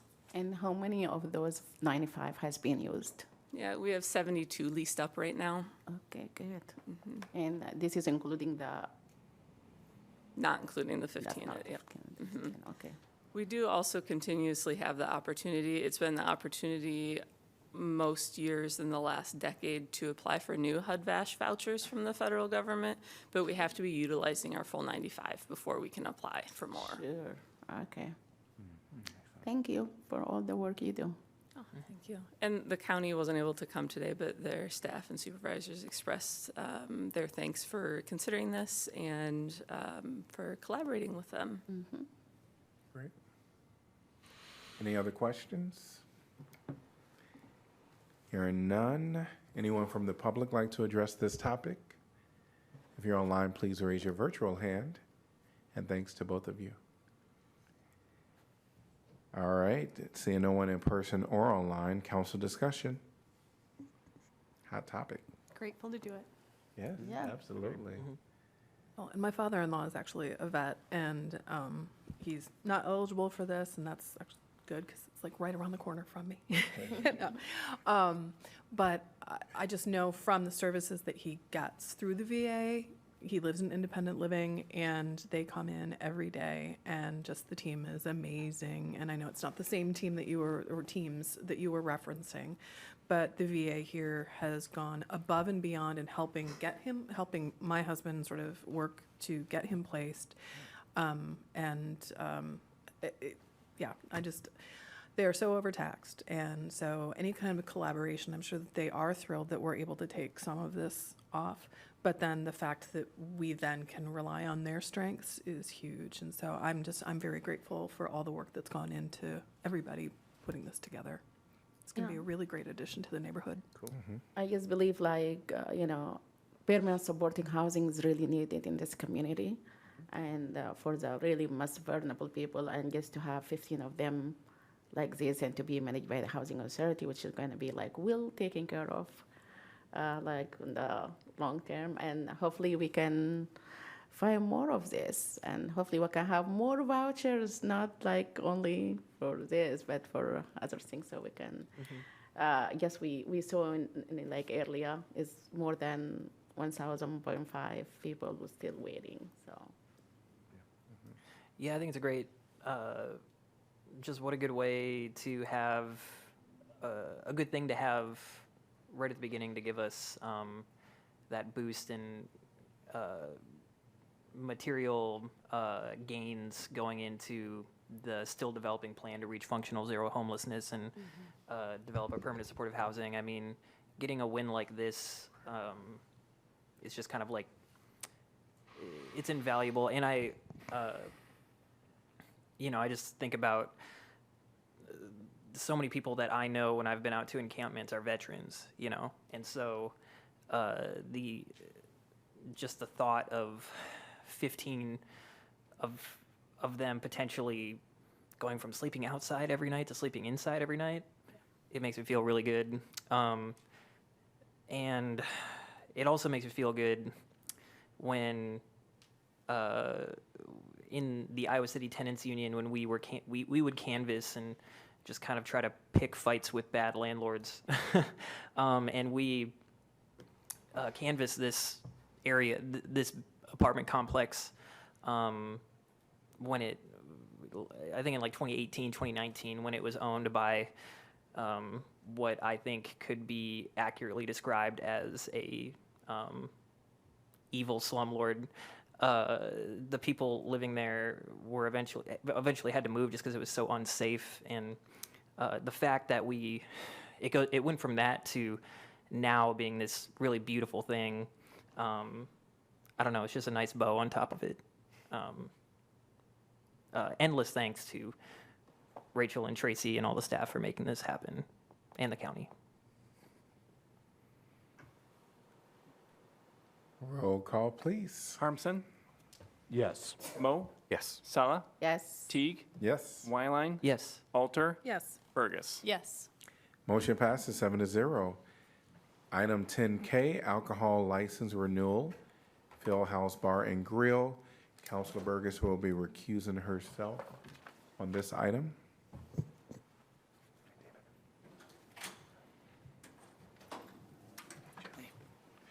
And also because the city attorney office will be presenting the case, we'll have Assistant Johnson County Attorney David Van here to advise the council, so welcome. All right. Thank you, Mr. Mayor. All right, so this is a resolution disapproving the issuance of an alcohol license to 138 South Clinton, Inc., the DBA, the Field House Bar and Grill. And could I get a motion to accept correspondence, because there's a correspondence included in our council packet? So move. Saleh. Second, Mo. All right, all in favor say aye. Aye. Any opposed? Motion passes 6-0. All right, we're going to start with the hearing, and then we will start with, welcome. Yes, Jennifer. Good evening, Mayor and council members. Jennifer Schragrath, Assistant City Attorney. 138 South Clinton, Inc. has filed to renew the Class C alcohol license for the Fieldhouse Bar and Grill located at 138 South Clinton Street. Iowa City Ordinance 423 provides for the local review of the application, which includes review by the fire chief, the police chief, and building official. The ordinance requires that if there is a recommendation to disapprove of the application, it must be set forth by a memo from one of the officials no later than 7 days prior to the expiration of the license. The Fieldhouse Bar and Grill's current license expires on February 28, 2026, and the building official's memo recommending disapproval is dated February 10th, 2026, which is more than 7 days prior to the expiration of the license. After a timely memo of disapproval, or after a timely memo recommending disapproval, Iowa City Ordinance 424 requires that the licensee be given notice and an opportunity to be heard on the disapproval. 138 South Clinton, Inc. received the notice of hearing on disapproval of application for renewal with the building official's memo and the attachments to the building official's memo by email on February 10, 2026. And those materials are all included in your packet. Those same materials were also sent by first-class mail on February 10, 2026, which is at least 6 days before tonight's hearing, as required by Iowa City Ordinance 424. The memo and the notice for the opportunity to be heard in this matter are timely. If after hearing from the parties this evening, council disapproves the renewal of the alcohol license, the licensee can appeal the disapproval to the Iowa Department of Revenue, which this appeal process would allow the licensee to continue to sell and serve alcohol while the appeal is pending. The city's building official is Development Services Coordinator Danielle Sitzman. Coordinator Sitzman will now present the memo and recommendation for disapproval because the Fieldhouse Bar and Grill is in violation of the city's zoning code that restricts the location of drinking establishments. Welcome. Thank you, Mayor. Good evening, Mayor and Council. Danielle Sitzman, Neighborhood and Development Services, Building Official. In my memo, I do summarize that the Fieldhouse Bar and Grill at 138 South Clinton Street is in a CB10 or Central Business Zoning District within the University Impact Area. Although it was initially classified as an eating establishment use before it opened for business based on a verified statement submitted with the liquor license application that indicated it would close by midnight, it is not operated in accordance with that statement. Based on its actual operations, including holding a Class C liquor license and regularly remaining open between midnight and 2 a.m., the business meets the zoning definition of a drinking establishment use. In 2009, Iowa City adopted a 500-foot separation requirement for drinking establishments as a direct response to the growing concern over underage and binge drinking. At the time, city leaders and University of Iowa experts on high-risk drinking were seeing measurable impacts from the availability of alcohol. The policy goal at the time was not to prohibit alcohol serving establishments altogether, but to slow further saturation and prevent additional clustering in already impacted areas. The city created a land use tool that would limit or reduce the density of such businesses over time by defining drinking establishments and regulating their locations to mitigate cumulative impacts. In short, the separation requirement was enacted as a public health and safety protection strategy aimed at reducing the negative impacts associated with too many late-night drinking establishments located too close together. Under the current Iowa City zoning code, drinking establishments in the CB10 zone within the university impact area must be located at least 500 feet from another drinking establishment. The field house is located within 500 feet of another existing drinking establishment and therefore does not meet the required separation standard. Land uses are not continuously monitored for zoning compliance. Instead, compliance is typically evaluated when a complaint is received or at a formal regulatory review point, such as a liquor license renewal. At this review point, the actual use of the property has been evaluated using field observations from the Iowa City Police Department, determined to be a drinking establishment use, and does not comply with the zoning code's requirement separation distance for drinking establishments. Because the use is not permitted in this location under the zoning code, I recommended disapproval of the application. Thank you.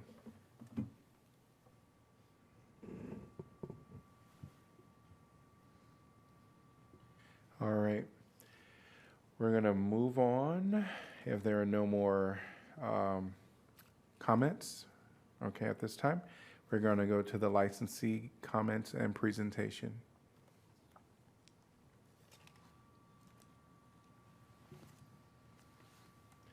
Welcome. Welcome.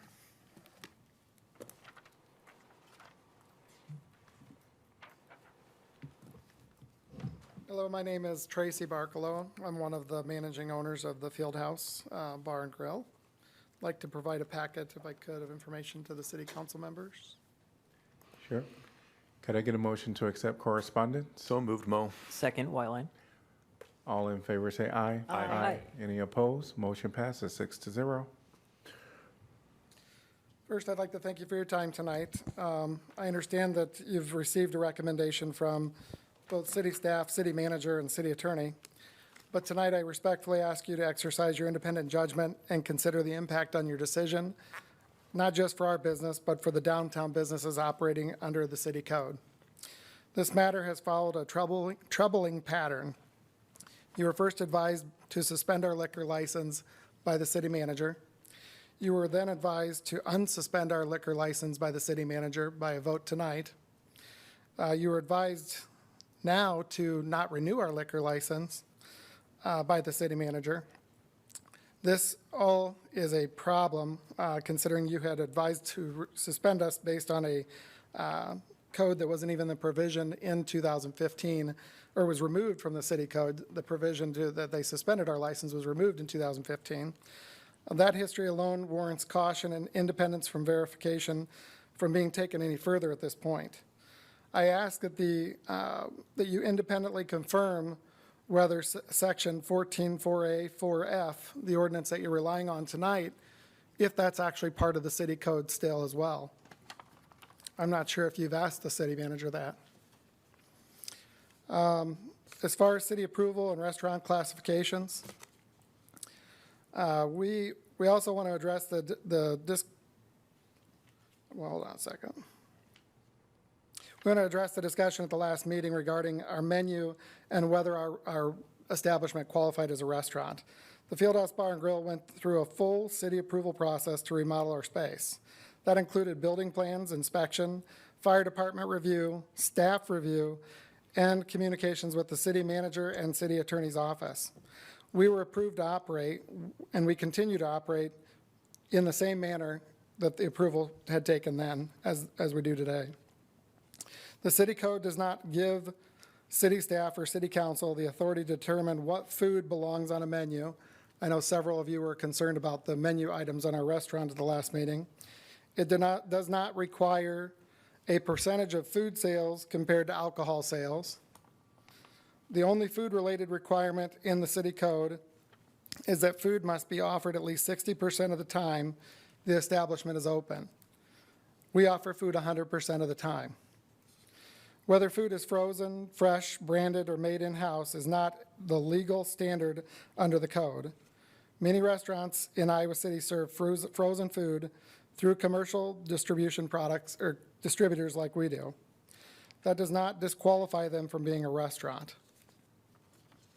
However, just so you know, since our last meeting, our business has invested in a $30,000 commercial oven, and we do plan to make our pizzas in-house and fresh starting next week. We have done that after listening to your comments of the last meeting, and we found that it's cheaper for us to actually produce the product fresh in-house than it was to buy the frozen. We've done this because we are committed to downtown, and we're committed to our business. But let's be clear here on the record. The issue tonight is not our menu. It's not whether we're an eating or drinking establishment. It's what was just stated at the top of the previous presentation. The real issue is the hours of operation. From the beginning, the city manager has stated in writing that we must close at midnight. We have declined to do so because neither state law nor the city code itself requires us to do so. We have carefully reviewed the city code. There's no written requirement stating that an eating or drinking establishment must close at midnight. If you take a look at the third item in the packet that I just gave you, highlighted, the only language referenced in the city code in 14-4A-723 states that the establishment is open for business on a regular basis anytime between the hours of 12 midnight and 2 a.m. It does not mandate closure at midnight. It does not state must close. It does not state shall close. If the city were to require closure at midnight, that requirement would conflict with state law. The state law section is the fourth page of the handout I gave you, which states clearly the local authorities may adopt ordinances or regulations for locations on premises of retail liquor licensed establishments, and those local ordinances may not adopt ordinances, those local ordinances may adopt ordinances not in conflict with the chapter, and they do not diminish the hours during which alcohol beverages may be sold or consumed at retail. The city does not have the authority to regulate hours of sales of alcohol. That is set by the state of Iowa. The next additional page there, number 5, is from the Iowa Department of Revenue's website. And it specifically states the same section code I just referenced. And it says that local ordinances may be more restrictive than state law, but may not conflict with law.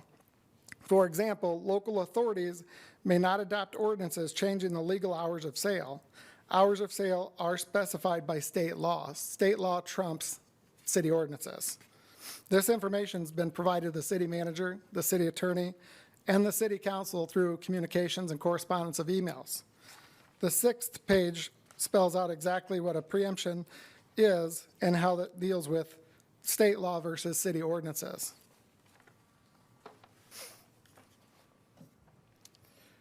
When a municipality ordinance conflicts with state law controls. The city does not have the authority to diminish the hours of sale established by state law.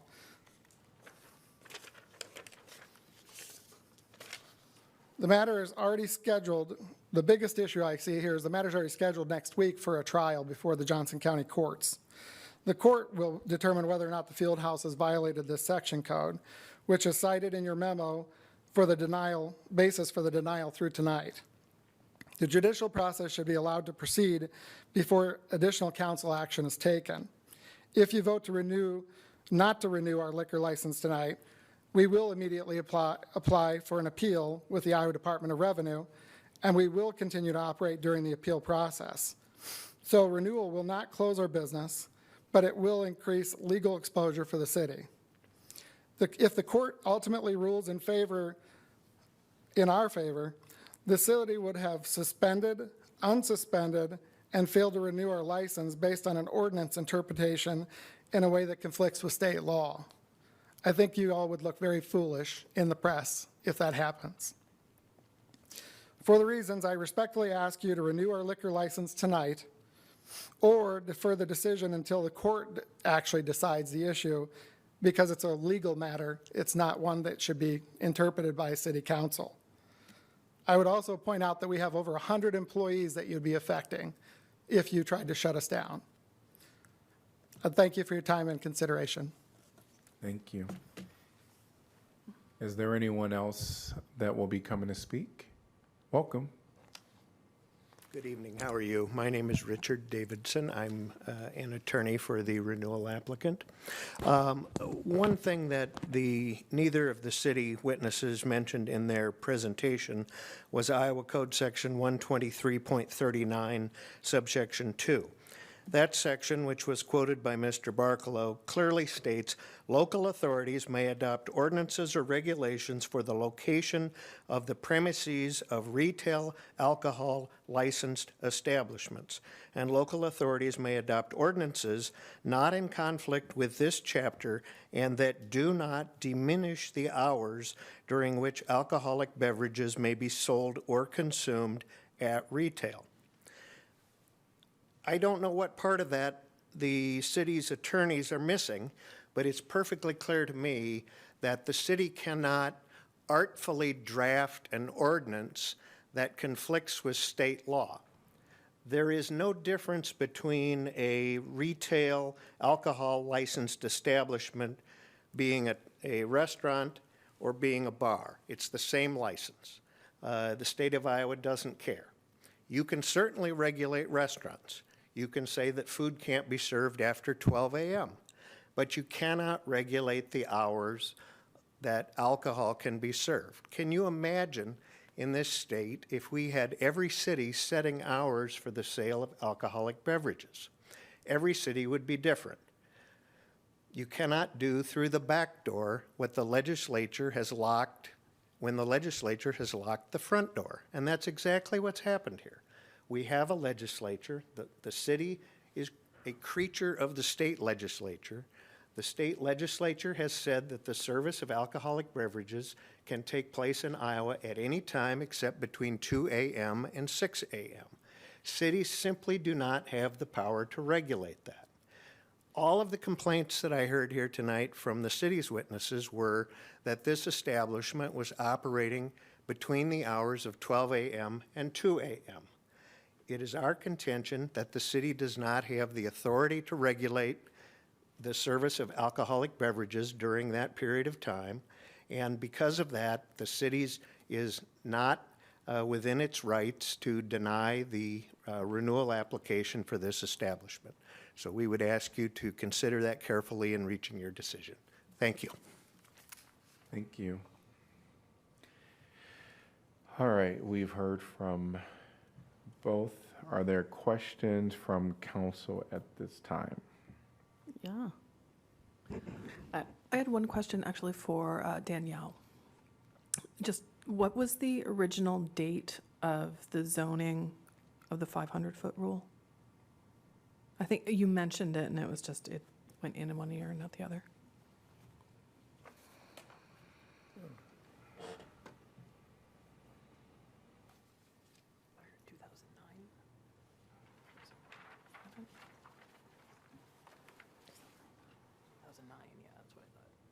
It was published June of 2009, June 10th, 2009.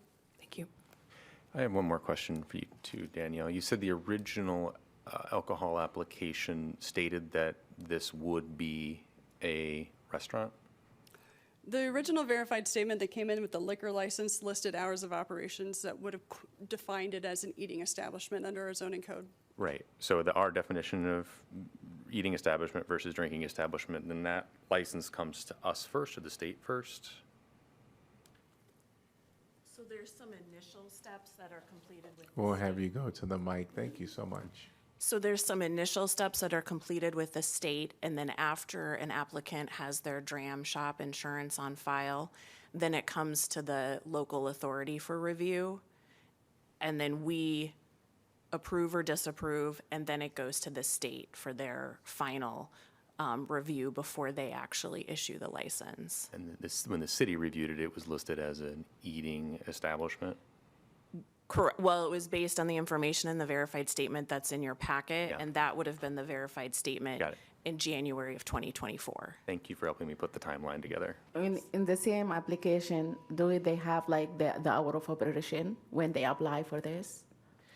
So it's not in the application, it's in the verified statement, and the January 2020, so there's two verified statements in your packet. There's one from January of 2024, and that was the one, sorry, it's January of 25. January of 25, the statement was, the regular business hours of this establishment are 11 a.m. to midnight, 7 days a week. So that was presented to the city in January of 2025, which was the basis that the original license was approved.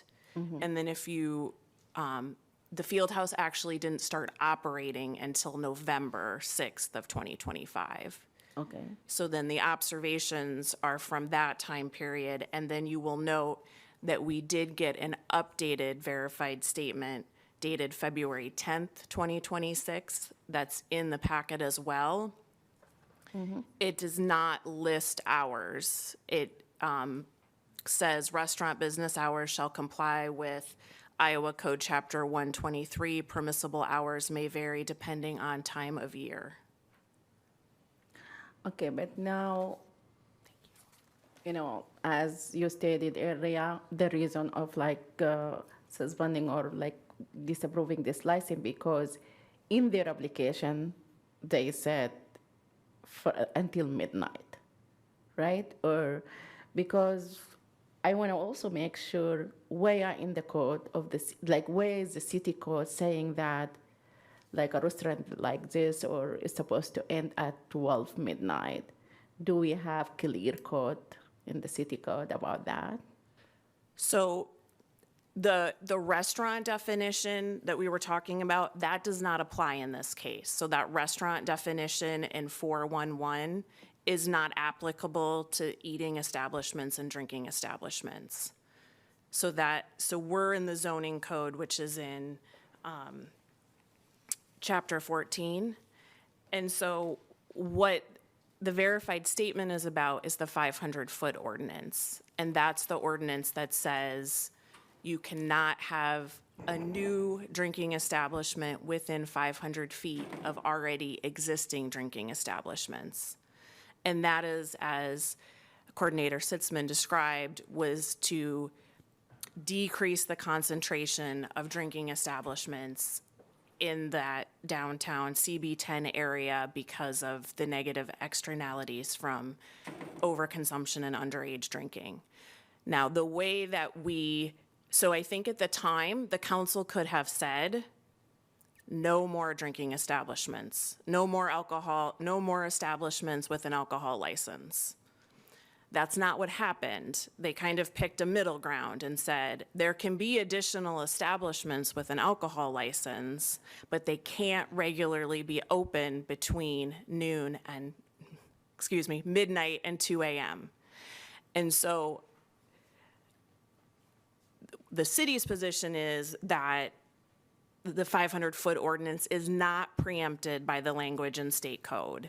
And that's because it's a zoning or ordinance that's regulating the location of the drinking establishments. And just because we define drinking establishments based upon the time of operation, that's a permissible zoning distinction because it's only indirectly impacting the time. Makes sense to me. Yes. So would you characterize it as just a in the verified statement from January 2025 when it says the regular business hours of this establishment are 11 a.m. to midnight? Would you characterize that as being intentionally misleading? I mean, I don't know that. I Okay. mean, that's not so that was what was represented in that statement. I mean, you have before you the observations from the police department since the time the establishment opened, and it does not appear that the establishment has ever operated consistently with that verified statement. Whether or not that was intentional, I mean, I don't know. Okay. It looks like lying to me.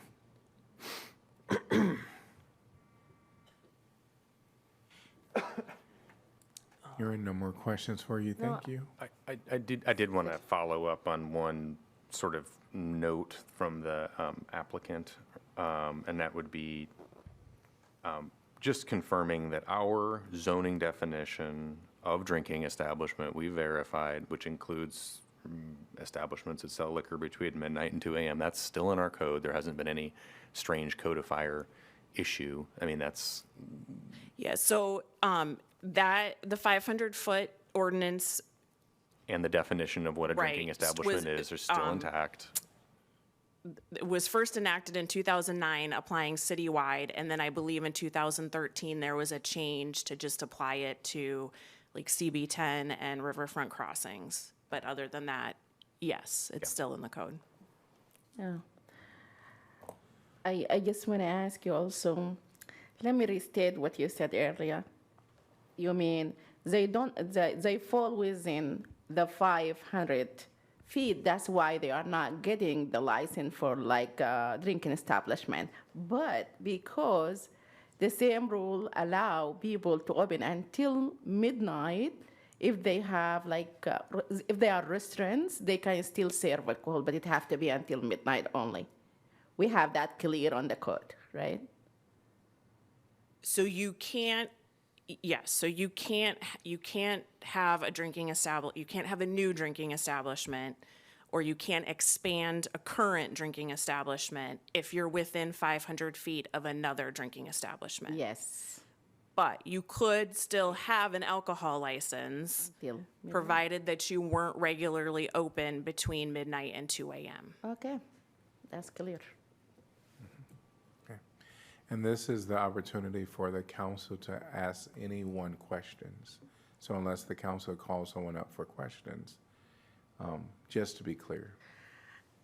My other question will be, if this has been disapproved today, and if the owner complied later, can they still apply again for license to serve alcohol before like until midnight, according to the code? So the licensee is what's called timely filed. So they've already completed those initial steps with the state and submitted their DRAM insurance. And so if the city disapproves of the issuance of the license and then the licensee appeals, they'll be able to continue to sell, because they're what the state, they refer to it as timely filed, because they've completed those initial requirements and they have the insurance. Okay. So they will be able to continue to sell until a final determination is made by the state. Sure, get you, thank you. I would be curious to ask the police officer to come up and to talk a bit about what his observations have been. Welcome. Good evening. Rob Cash, Dallas City Police Department. Currently the lieutenant for the late night watch, which primarily works 11 p.m. to 7 a.m. In my vast experience working downtown, I started in Iowa City in 2006. The majority of my time has been downtown, so I'm very familiar with the downtown and many of the phases it's gone through. My observation is that the location called the Field House downtown on South Clinton has been regularly open as what I would consider a drinking establishment till 1:30 or closer to 2 o'clock in the morning on what I'd say traditional bar nights, which are Thursday, Friday, Saturday nights. Their staff is readily open at the door till about 1:30 in the morning, where they're still admitting people, they're still checking IDs, they're still performing their duties. My observation is usually shortly thereafter, the lights will come on and they'll start asking their patrons to leave, and they close down by 2, which by state law, they have to stop sales and have everyone out. We've never had an issue with that, but my observation is on a regular basis, the weekends, which I would classify as your busier downtown nights, they are very routinely and regularly open till that 1:30 mark, and then usually a little bit past that. Have you ever gone inside during operating hours? Yes, my patrol officers as well as the sergeants and myself, we do bar checks throughout the downtown. They are part of our regular checks. We stop in, we observe the business. Obviously, we look for any violations and respond to call for service. We have regularly conducted checks after the midnight hour and found staff fully serving, everything fully open. Very typical of other establishments downtown that operate till about that 1:30 mark in the morning.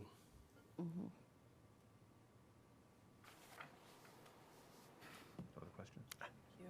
Thank you. My apologies, I didn't realize you were a lieutenant. Thank you. That's right. I think just for context, Jeff, would you mind speaking to, since 2009, like as someone who's been around a while and seen the downtown in a lot of its forms, the effect of the 500-foot rule on downtown and how it's shaped downtown in your view? Yeah, certainly. So I moved back to Iowa City in November of 2011. So my perspective would be from that point forward, and involved quite a bit of my time in those first 5 or 6 years working directly on the Downtown District Board and interacting with a lot of businesses downtown. I think the 500-foot rule has had a tremendously positive impact on downtown Iowa City. I think it's opened up opportunities for a much more diverse set of businesses and land uses downtown. I think there's additional retail opportunities, there's additional commercial office, professional service opportunities that would not exist today without that 500-foot rule in place. So I think it's essential for diversifying those businesses. And once you diversify the business mix in a downtown, you start to diversify the users of the downtown. And I think as a result of a more diverse mix of businesses, you get people from all across really the region that utilize the downtown more frequently, as opposed to being just one segment of the population that may be drawn to a late night bar crowd, for example. And then I also think the other effect is it shapes the types of housing that you have in and around the downtown as well. So the downtown has been successful in expanding housing opportunities for not only the student population, but the non-student population. And I don't think that would be possible without something like the 500-foot rule in place. Thank you. And Jeff, do you recall any another businesses who operate the same way, like they are within the 500 and they have license and they close at 12 o'clock?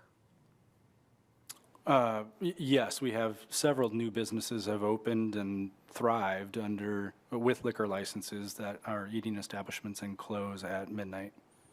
And there is no problem with those businesses, okay. No, we have not had any problems. No. Okay. So it would be fair to say businesses have thrived if their primary function was being a restaurant and serving food. Yeah, you can't, there's downtown Iowa City has had a number of businesses come and go. So have there been businesses that have eating establishments that have come and closed?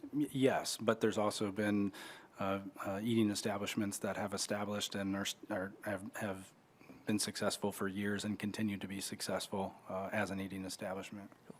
I think also it's fair to say not only like they thrive, I think like just following the rules within the 15 feet for drinking, and also they have the same license, they follow the rules.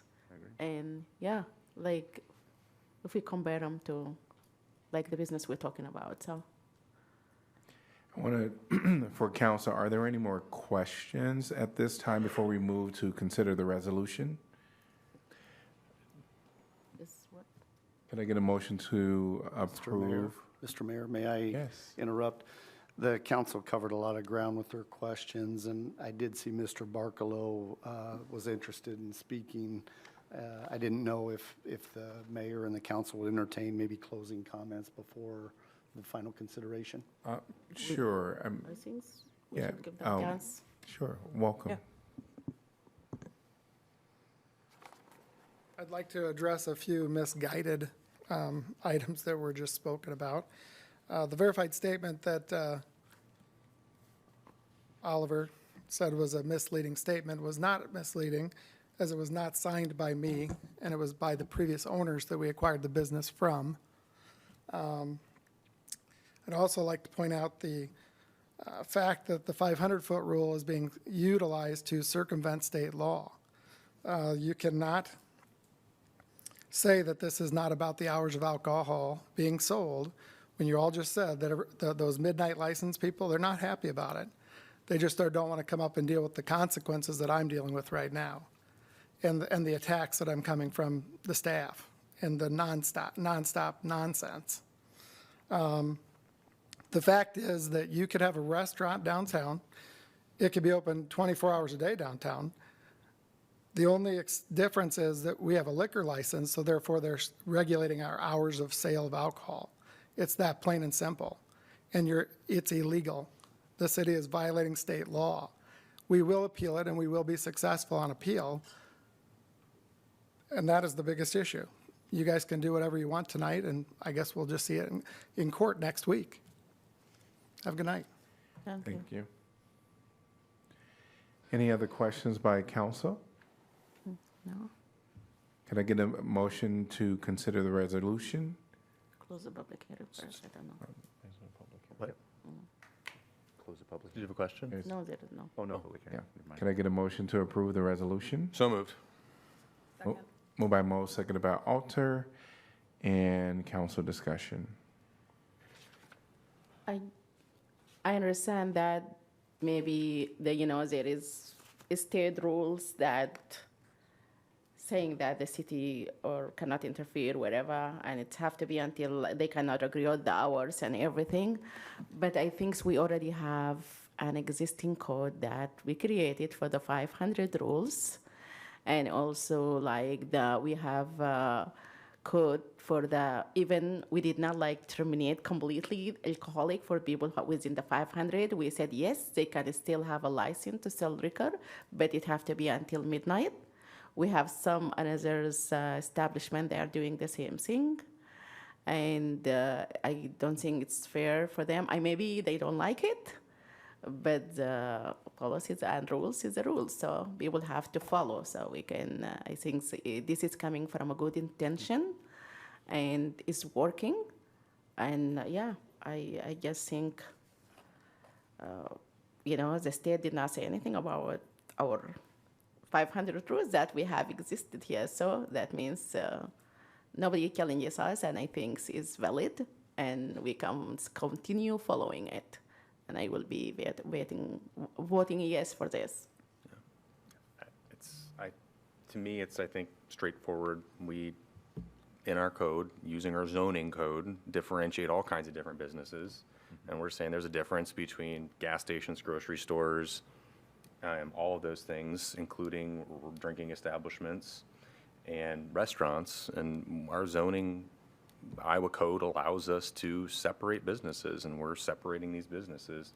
And this one is not what it said it was. And we have a lot of people here saying, like, it's not actually operating per our code what the definition of eating establishment is. So I understand they don't like that, but our code is, we have the ability to have zoning and to tell people where they can be. And even the code, the Iowa code section that was pointed out to us very clearly states that we can say where the location of things are. We're regulating the location of restaurants differently than drinking establishments. So I'll be voting for this. One point of clarification. What is the resolution that we're considering a resolution to disapprove or a resolution to approve that should we want to disapprove, we'd have to vote no? So basically what I'm asking is what's a yes, no mean? What does a no vote mean? Yeah, my understanding is the motion is to approve the resolution that's in your packet, and that's a resolution disapproving the issuance of an alcohol license, et cetera. Yes. So it's. A yes is a disapprove, and that would Correct. be an approve. It's a Okay. little awkward. So this is one that I know we've all paid attention to and have been looking into for a while. It is the zoning code that really makes the decision here for me. I think when we think about the 500-foot rule and how that has served our community and diversified our downtown, which is the living room of our community, allowing for a vast differences, different businesses to be downtown. Again, that has been a good thing for our community. And what I see before us tonight, and what I've seen is really kind of going against that zoning code. And so I will be voting in favor of the resolution to not approve. Yeah, I mean, it clearly goes against the zoning code. I've seen every single correspondence and the vast amount of times that our staff has done a very good job of communicating, giving multiple chances at every step of the way to comply with the zoning code, to follow the rules like everybody else. And I think it was just intentionally ignored because sometimes people don't want to follow the rules. And I think that there's a difference between sometimes.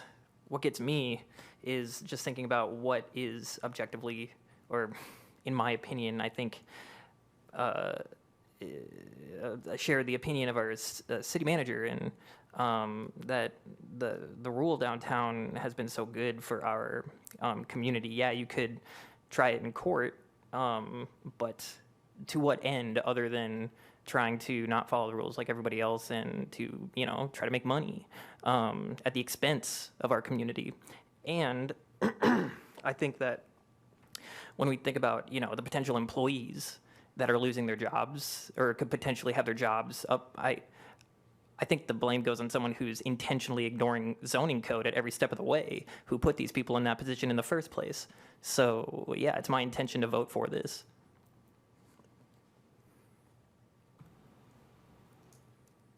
Roll call, please. Mo? Yes. Salah? Yes. Teague? Yes. Wyline? Yes. Alter? Yes. Burgess? Armson? Yes. Motion passes 6-0 with a 1 recusal by Burgess. We're going to move on. We'll wait for Burgess to return. Please let her know.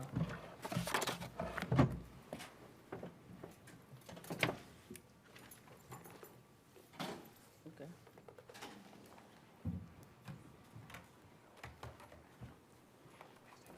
And thank you, Assistant Johnson County Attorney, for joining us. Thank you. Thank you. Do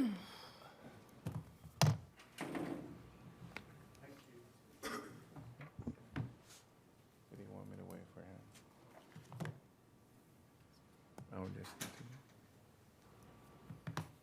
Announcements, we're on to item number 11, announcements of vacancies previous. Historic Preservation Commission, 1 vacancy for East College Street. Representative to fill an unexpired term. Applications must be received by 5 p.m. Tuesday, March 31st, 2026. Civil Service Commission, 1 vacancy to fill a 4-year term. Human Rights Commission, 1 vacancy to fill an unexpired term. Library Board of Trustees, 1 vacancy to fill an unexpired term. Applications must be received by 5 p.m. Tuesday, March 3rd, 2026. Airport Zoning Board of Adjustment, 1 vacancy to fill a 5-year term. Airport Zoning Board of Adjustment, 1 vacancy to fill a 5-year term. Board of Appeals, one vacancy for a licensed electrician to fill a 5-year term. Board of Appeals, one vacancy for a HVAC professional to fill a unexpired term. Historic Preservation Commission, one vacancy for Brown Street representative to fill a 3-year term. Historic Preservation Commission, one vacancy for Jefferson Street representative to fill a 3-year term. Historic Preservation Commission, one vacancy for Woodlawn Avenue representative to fill a 3-year term. Vacancies will remain open until filled. We're at item number 12, City Council information. Just want to say that on Saturday at the Senior Center, the gallery and of the Afrofuturism works that were there was extraordinary, and there was an amazing fashion show, and Latasha was phenomenal, the entire staff. So that was wonderful. And then just to finish up my updates, I get to have a rules meeting with on Friday with Mazahir Salah. Yeah, and it will be like 3 hours meeting. I went to the Afrofuturist panel at the library right before the Senior Center event, discussing the works of Octavia Butler. I didn't even really realize it was happening. It was just one of those good Iowa City moments where I was just walking into the library to check out a book and saw this insanely cool event was happening, and so I just dedicated the hour and a half of my life to that instead of what I was doing, so very good. All right, we'll move on to item number 13, reports from our city staff, city manager's office, Nothing tonight. city attorney's office, Nothing for me either, thank you. city clerk's office. No. All right. We're at item number 14. Can I get a motion to adjourn? So moved, Mo. Second, Alter. All in favor, say aye. Aye. Any opposed? We are adjourned. Ugh. Aye, aye, aye.